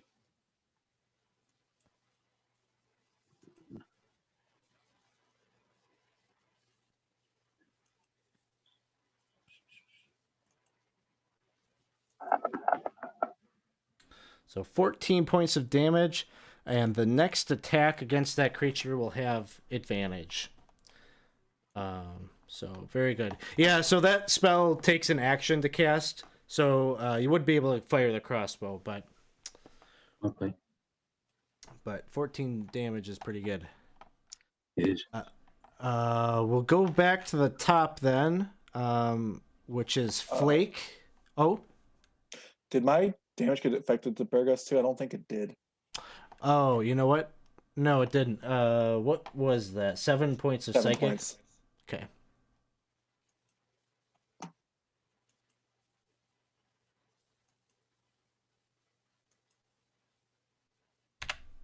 All right, there, it's on there. Flake. Flake is going to use the goblin's ability Nimble Escape. It is she's freaked out. She does not like this. And she dives under this table here. And is just like quivering in fear. And that is her turn. Pico, you are up next. This is terrifying. I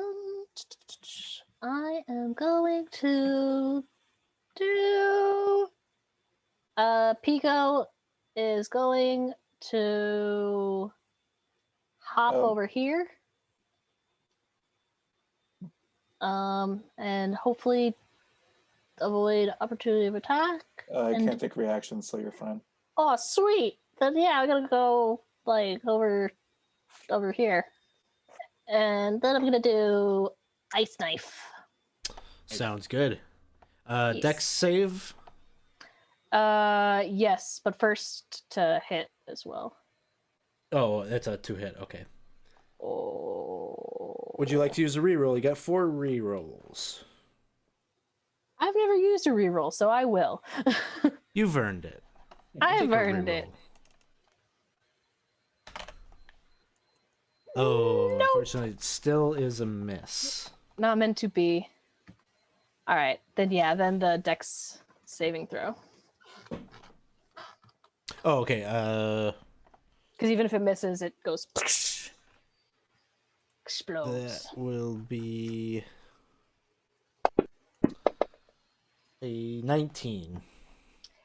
It's fine. Takes half, but it's fine. And 2 points. yes, I'm gonna And- be I'm gonna be right back. If it comes back to my turn, then he'll just do a thorn whip to hit it. Sounds good. Murray Britt Jermaine, it is your turn. All right. He's gonna go up with his rapier and attack him.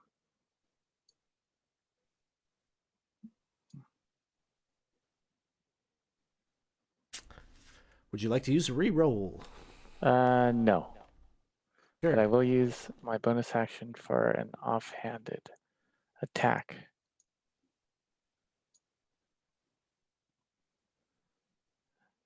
And now I'm gonna go and, all right, Professor, and he's he's gonna move back a little bit too. Sounds good. Halibut. It's going to try inflict wounds again on this thing. Okay. 22. That'll do it. All right. That's affliction. Ooh. 16 points. Anything else, Halibut? No, that would be it then. All right. Next up, Barghest 1. Didn't like that so much. Is going to go in for a bite attack against Halibut. That one is going to miss. Next up is Barghest 2, which is over here by Professor. He can use an action, is that right? Like, he can't move and do an action, but he can do one or the He other? can only do an action, a bonus action, or a move. Okay. He can only do one of those three. He'll do a bite attack against Professor. But 16 will miss. Savoie, it is your turn. All right. I'm just kind of stuck in the one spot I'm at, so I'm going to stay there. Keep going for it on. Would you like to use a reroll? Got 3 No, left. I'm going to use my my last key point. Go for another bit of unarmed strikes on him. That one will hit. Been a little bit more effective than the sword I swing. Ooh, critical hit. All right, so this is the first one. What a crit. Yeah, 2 ones. This is the other one that was just normal punch.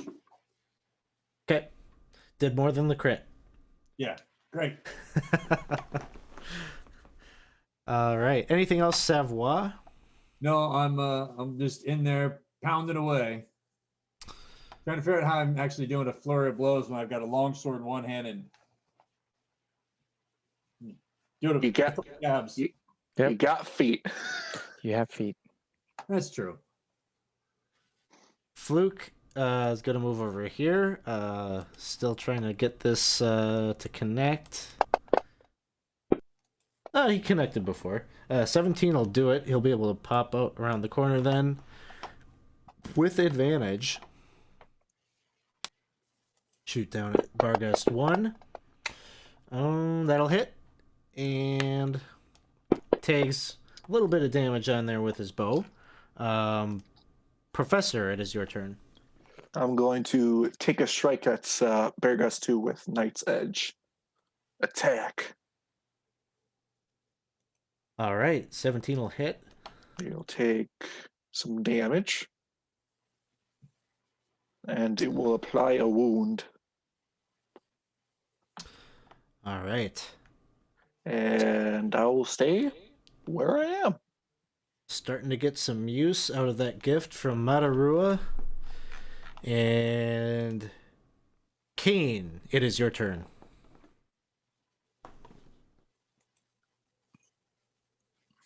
Yep, there we go. Crossbow then. Take a shot at Bargus one.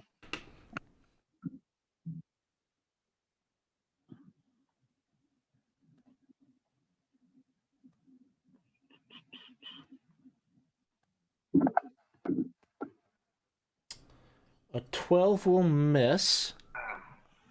On his last legs. Reroll it. Get it. Reroll it. Want to use a reroll?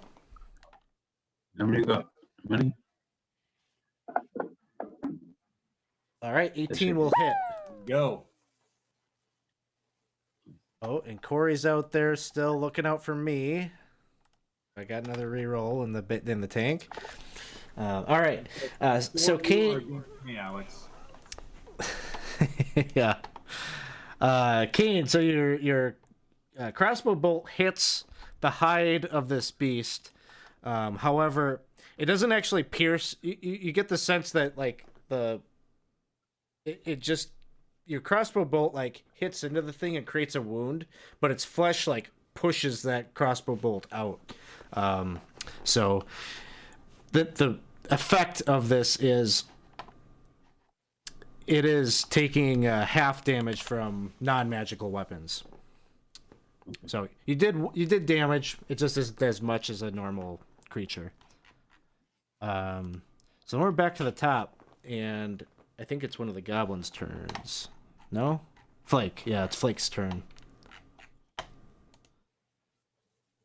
And Flake is continuing to cower under that table. And she's kind of like grabbing at your ankle, Murray, and she says, Go, kill that thing before it kills us. You're so brave. Pico, it is your turn. Pico, what did Pico say for his attack? Thorn whip. Thorn whip. Thorn whip. So I'm assuming a thorn whip intended not to drag it closer. Probably.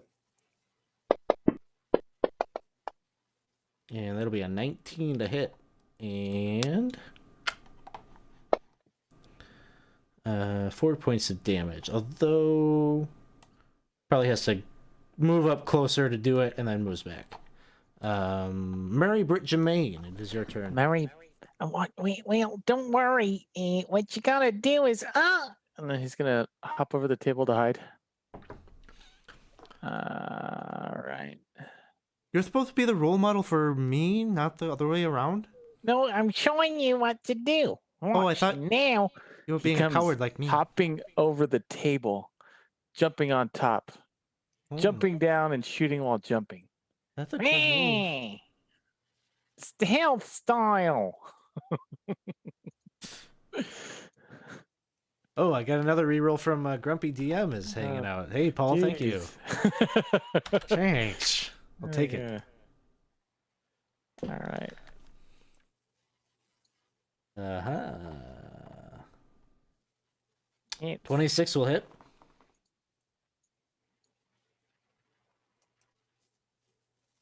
$11 points of damage. Anything else, Murray Britt Germain? Murray Brent says, sometimes I get scared too. It's okay. We gotta shoot it. Take it down. And next up is Halibut.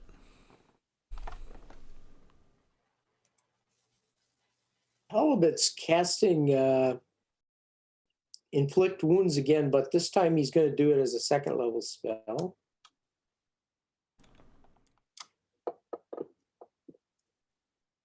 Would you like to use a reroll?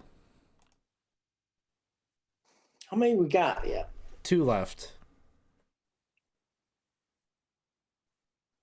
What do you think? Should Kind I? of like the present. These rerolls are meant Do for it. you, bud. Huh? Do it. Do They're it. Do all it. yours. Do it. All right. Come on, come on. 23 will Alright. hit. Worth it. Okay, let's see.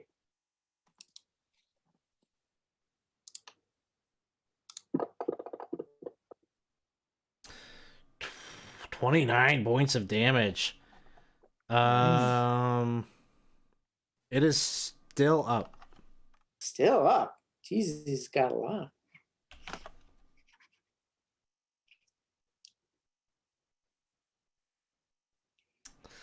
All right. The bar guest is up first. This one, again,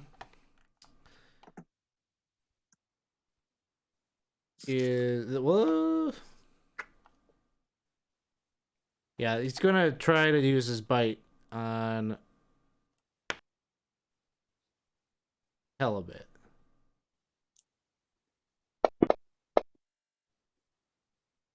I've got a reroll. I'm gonna use my reroll.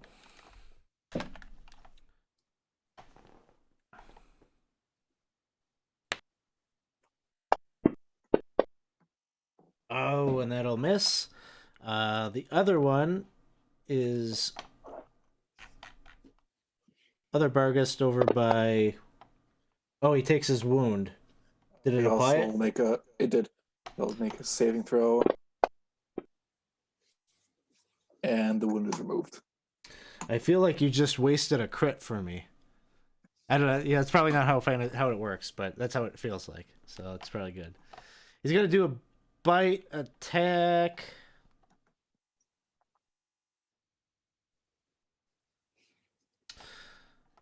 He's actually going to move away from you, Professor. I will poke him in the butt with my sword. And you got him. So he takes 6. I don't think it reapplies the wound. It does not. He's gonna do a bite attack against Murray. An 18. Uh-oh. And deals 13 points of damage. He kind of positions himself like right here. Next up. Just so I'm clear that that effect that happened before, it only lasted 1 round where he couldn't do an attack. That's only a 1 round thing. Okay. Sounds Points good. per spell slot. Next up, Savoie. Hoping for the best that my regular is good enough. And it's not. I have no success on that. I'm just going to do a regular unarmed strike with my bonus action. Nothing. Fluke is up next, and Fluke is excited. The tactics that he learned from Murray are working, and he just is popping out left and right, and he says, I think I'm getting the hang of this there, Murray. And he has advantage.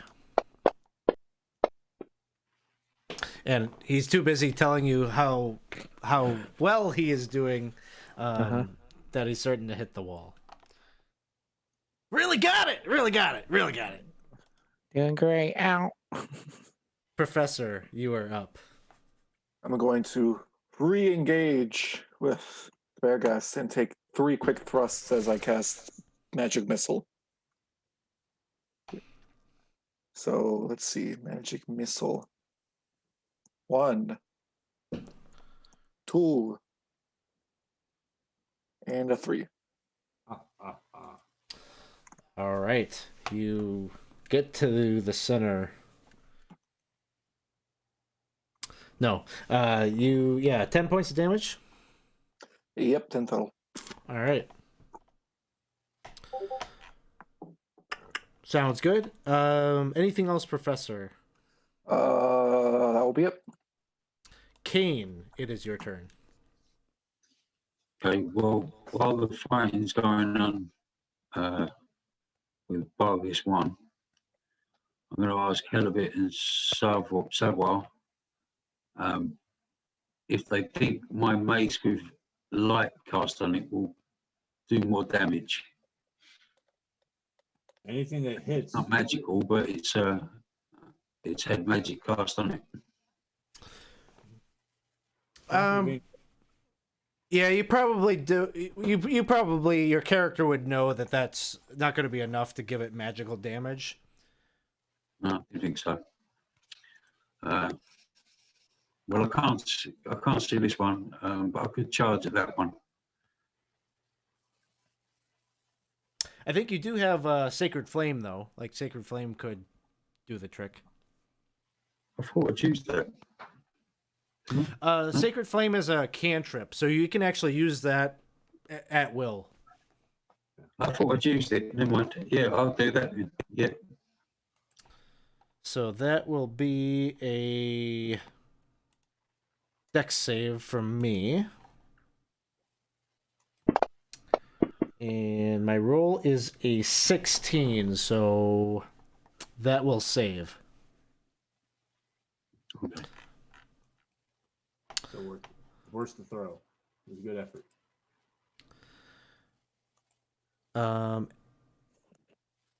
Anything else, Kane?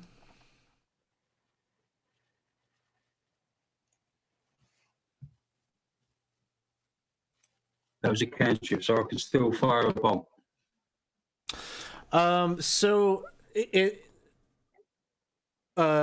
how it works with like spells and cantrips and things like that, if you cast a spell that's first level or higher and it uses a bonus action as its casting time, then you can cast like a cantrip as an action. In this case, you used Sacred Flame, and so like if you wanted to cast like Healing Word or something like that, if you still got spell slots for that, you could do that. I've used 5 of those, I think. Okay, you might be out of first level spell slots. So, okay, fair enough. We'll move back to the top. It is Flake. Is feeling a little bit better. Some encouraging words from Murray. Gonna do stealth check. And is pretty well hidden. Moves out. Gets up on the table and she's like, "Whatcha!" She like hops off and like she gets like a foot on Murray's shoulder and like leaps off and midair tries to like fire an arrow down into this thing's head. Why do I think that's going to make it harder? And she totally misses. You Oh, please it's really die? good. I didn't die, Murray. And then it's Pico's turn. All right. I am going to do it. I'm going to try Ice Knife again. Let's see how that goes. Huh. There's one reroll left. Does anyone mind if I take it? Take it. It's all Go yours. ahead. I'll do it. Twisting my arm. Yeah. And that one will hit. That's what a reroll is supposed to do. Boop. Oh. Worth it. I'm glad it explodes. It explodes. Ooh, Scenario DC. just bought me a reroll. No. Our Stop. Thank BGM you. bought you a reroll. Thank What game does you. he watch? We're the ones that need. Oh, but it fails the dex save. Heck yeah. Would you like to reroll? Don't you dare. I'm okay. Nice. All right. Harsh. You do notice that it seems like he's not taking the full amount of impact from your frosty spells. That's okay. I'm okay with that. That's it for me. Murray, could you show me how you did that again? I didn't do it right. Sure.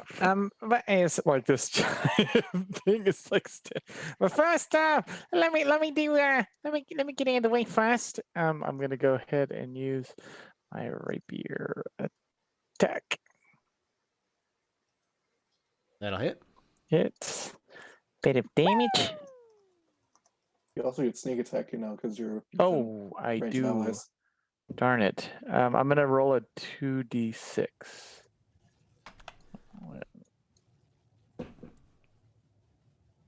So +8.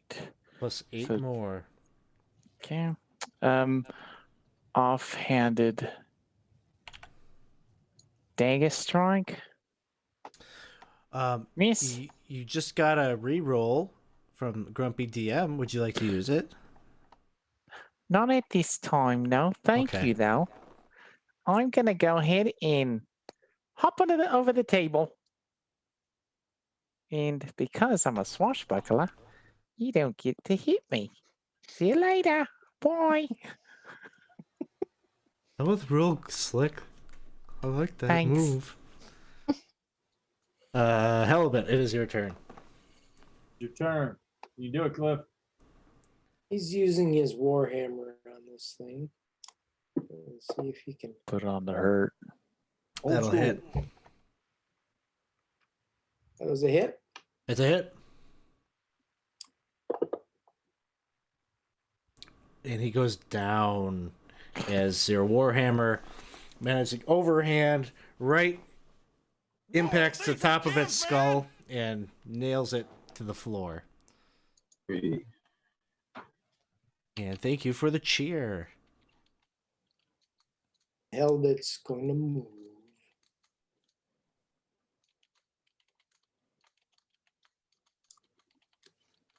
All right. Barguest is up and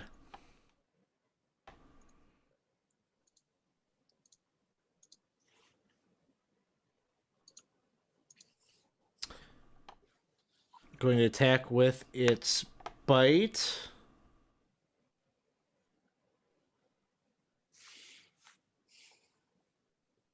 Against Pico. Oh no. Oh no. Oh no.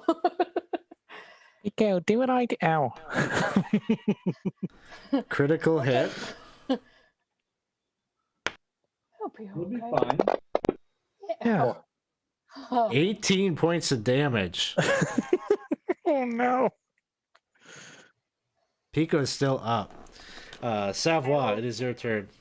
I'm okay. Having seen this one fall, I'm going to rush over next to Pico and try and get a strike in to distract him from going after my partner. And another useless swing with the sword, unarmed strike. That one connects. I've been unstoppable at punching. All right. He takes 3 points. Anything else, Savoie? No, that was all I had. All right. Fluke. Is just going to run over here 5, 10, 15, 20, 25. And he's like, okay, boss. Boss. What's the game plan with this one? What do we do? Shoot him. Shoot him, please. Oh. Look at Pico got hurt. All right. I can take the shot.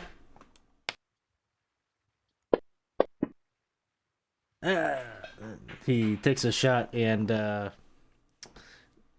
misses, unfortunately. Professor, it is your turn. I want to try and throw myself on top of it by swinging around his neck and then stabbing the sword down into his head.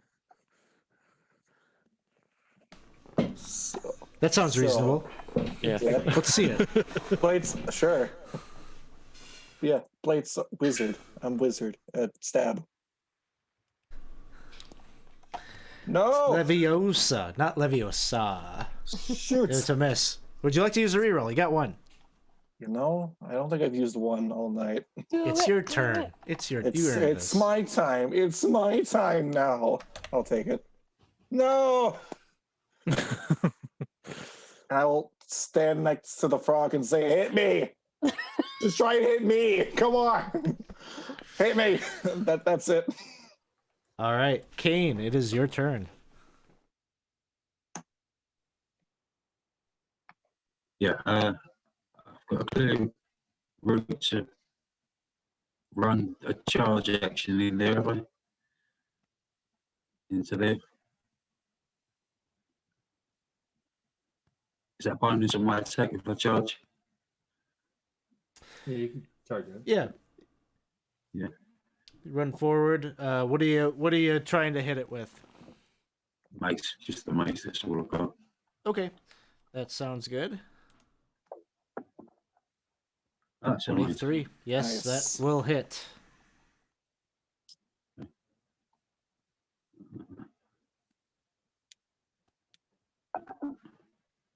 All right, and takes some damage from the impact of that. And then, anything else, Kane? I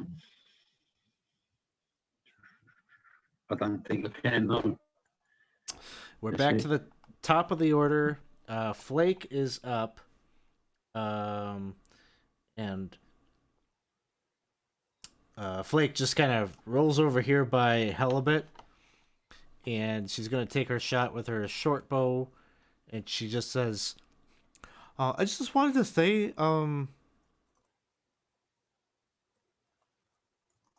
Mr. Dwarf, sir, I think you're doing a heck of a job at keeping us going here. I really appreciate it. And she takes a shot with her short bow, and it's a critical hit.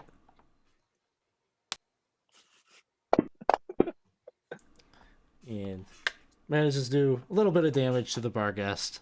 And then it is... That was a hell of a shot. Well, thank you, sir. Is this a bad time for me to mention? I just remembered I have a +1 mace. Probably. You know, Not we the all make that time. Not the mistake at one time. point. Pico, it is your turn. Yeah. So I have a how would I go about casting at a second level in this? A damage spell? Yeah.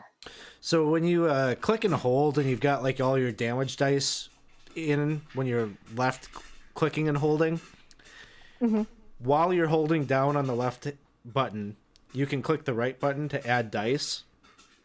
Oh, okay. So that's how I'd do it. Gotcha. Okay. Sounds good. Yeah, because I'm gonna. It doesn't do a whole lot, but oh, you know what? No, I might as well just use flame sphere, because ice don't seem to be doing good.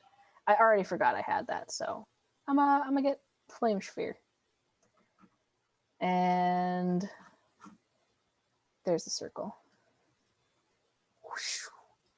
Bring it back, maybe. Whoosh. Or not. Oh, you found it? Otherwise, Found it, yeah. You got it. You got it. I came up. I'm gonna make the flame sphere ram into the Bargus, but then like pull back, so it's like kind of next to it. I'm gonna do the ram, so I need a dexterity saving throw. I think I can just click and drag. Okay. It makes the saving throw. Dang. but I think does it still take half? Yes. Okay. Oh. Make me an Arcana check at the same time as when you cast that. Okay. Arcana. Boop. Oh. Okay.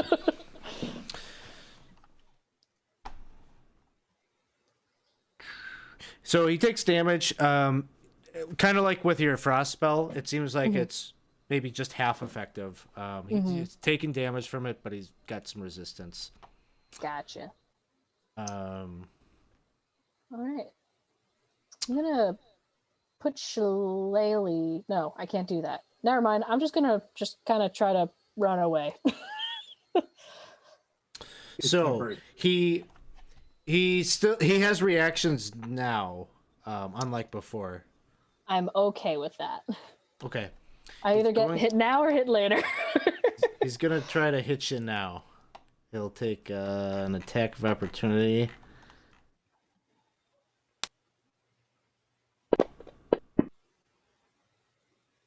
Oh boy. Wow. This is a crit magnet. Goodbye. Let's hope it's not a death. Oh. I am super dying. But not, Super dying, but not dead. So that's but not good. dead. Yeah. Because there's possibility of that. So should I keep him over here since he be Yeah. dying? Yeah. Murray Britt Germain. Murray Britt Jermaine is going to run over to a little grung friend. Gonna massage the dead body and find a little healing potion that was left behind from before and Oh. Wow. So you go. 2d4 plus 2. 2d4 plus 2. Nice. Where did my character sheet go? I will add that once I find where my character sheet went. There it is. I'm gonna go up to it and I'm gonna ram my body into it. After I drink it, I'm gonna go in my movement speed. I'm gonna bump into it. Just gonna what up, bro? Yeah, shoulder check it. Okay. What is are you intending to are you trying to knock it prone or something, or just No, just I can't. I already used my action, so I'm just pretty okay. much just more little? flavor of trying to not have Pico get hit again. So Hey, don't be stealing my thunder here, Murray. I'm trying to do that. oh, it's good to see you. Haven't seen you for a while. Nice to see you.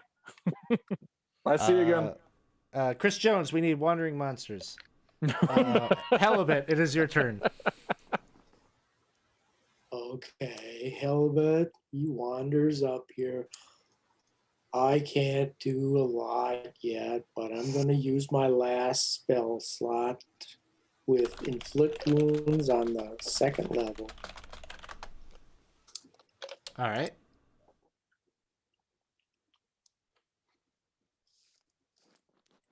Whoops.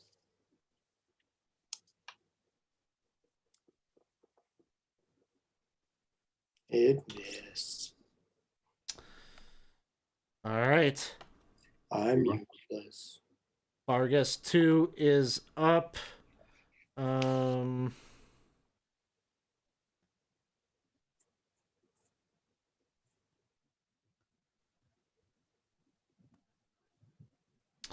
It is going to try to bite Professor.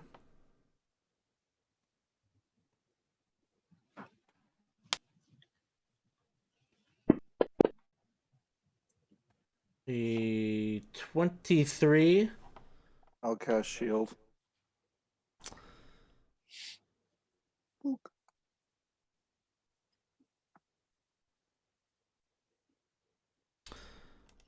Savoie, it is your turn. I am going.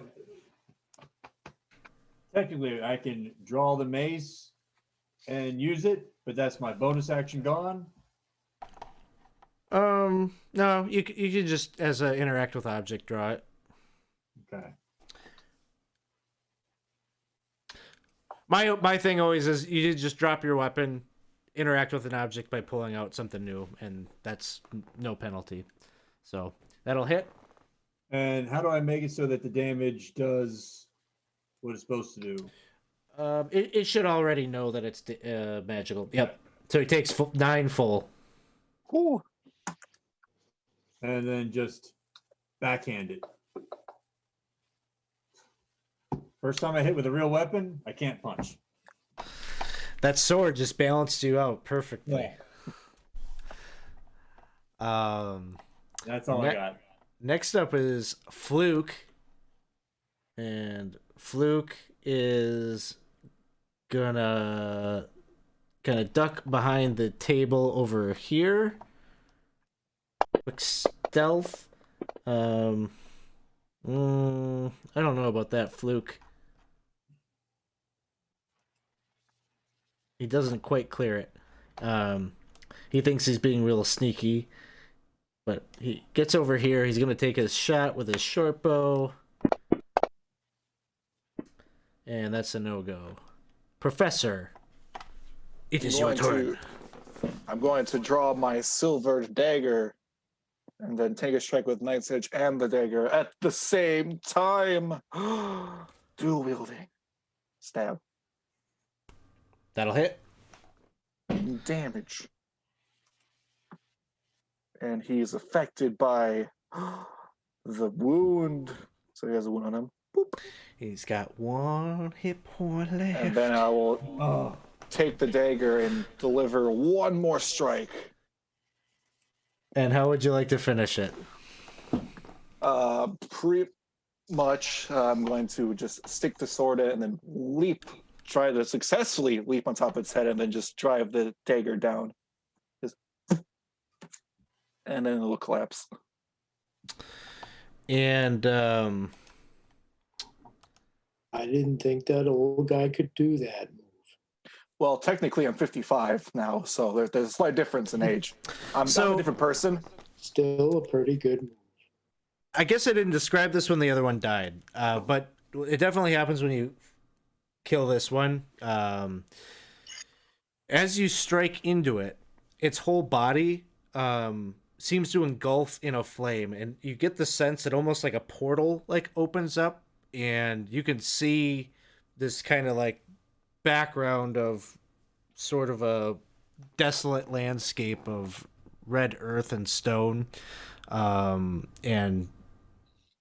it just conjures up images of misery and pain as it seems like this thing gets kind of sucked in.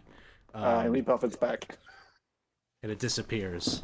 Yes, the portal doesn't take you with it, fortunately. Even as you're kind of freaked out and pull yourself off before this thing gets summoned back to wherever it came from. So you're out of combat here. Does that match up in any way with something we might know that if it's it's Barghast, those get summoned, that means there's a certain thing involved? You could do either Arcana or Religion check. Ooh, I can religion up. You don't know about this specific creature and its lore or history, but this definitely seems like this is a type of phenomenon that happens when you kill a fiend. Usually they don't leave a body. They get actually summoned back to where they came from versus leaving a corpse and dying here on this plane. So whatever this beast was, it wasn't a monstrosity from this world.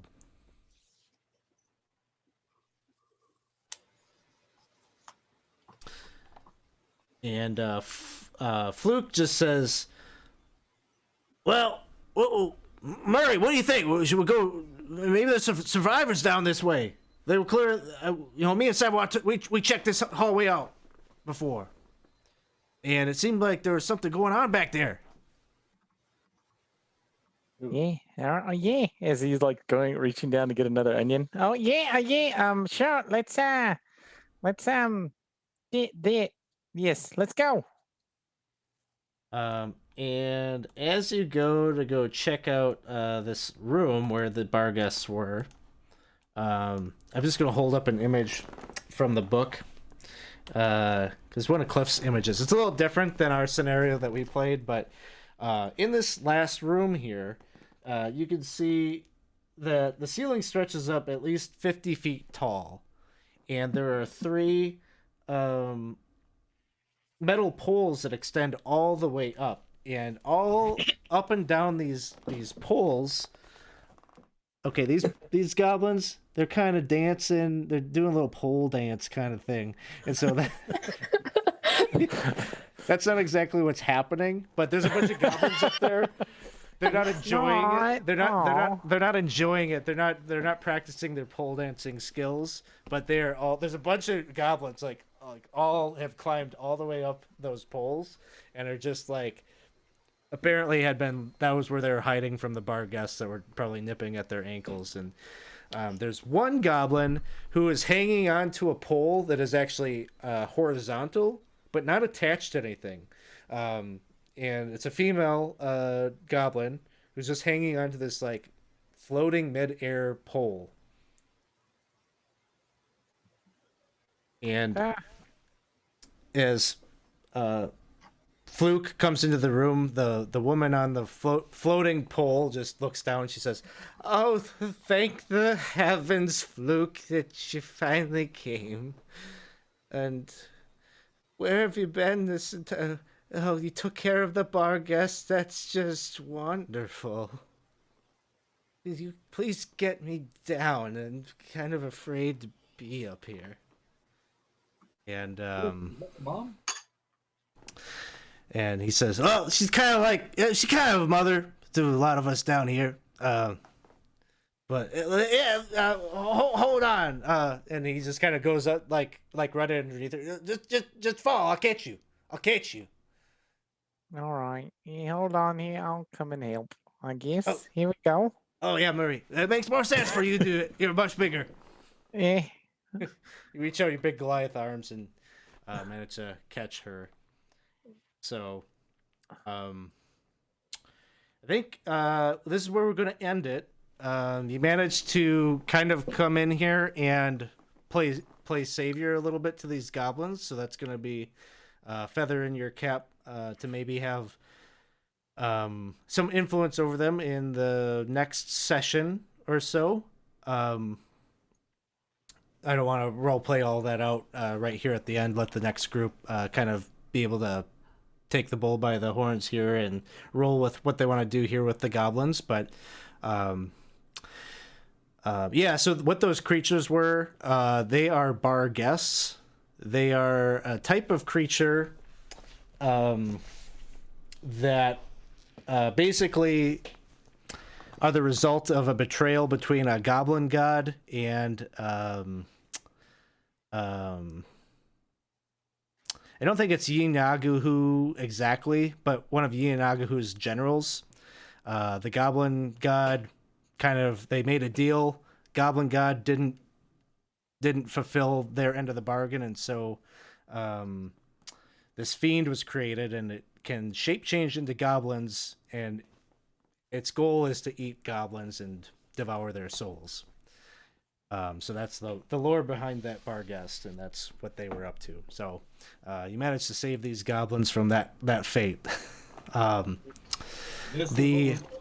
the hook-handed things we fought? The bar guests, so they got in here and like let them loose to cause a little bit of chaos to allow them to go around and start devouring, and so the hook horrors were a thing that the goblins had kept as sort of a deterrent against threats coming in and out. So Okay. the magic item that you're going to get from all of this is actually that floating midair rod, the immovable rod. I'm definitely going to regret giving this out as a magic item. but it seemed like the most appropriate for these pole dancing goblins. So we're gonna divvy out EXP and all of that offline. Just give a shout out to the chat. Thanks for hanging out with us here tonight. All the cheers and the donations and everything like that. That was great.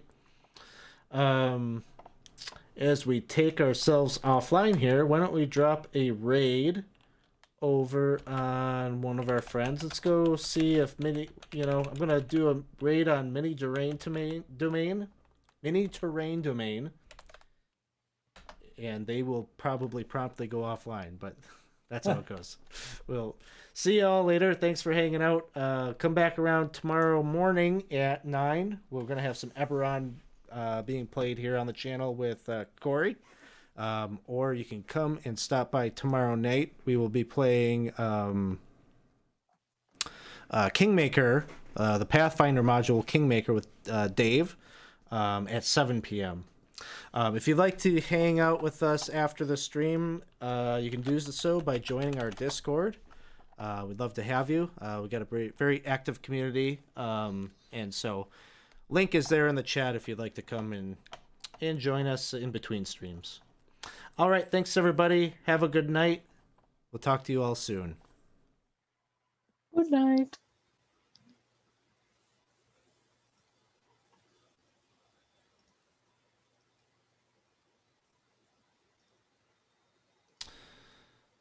All right.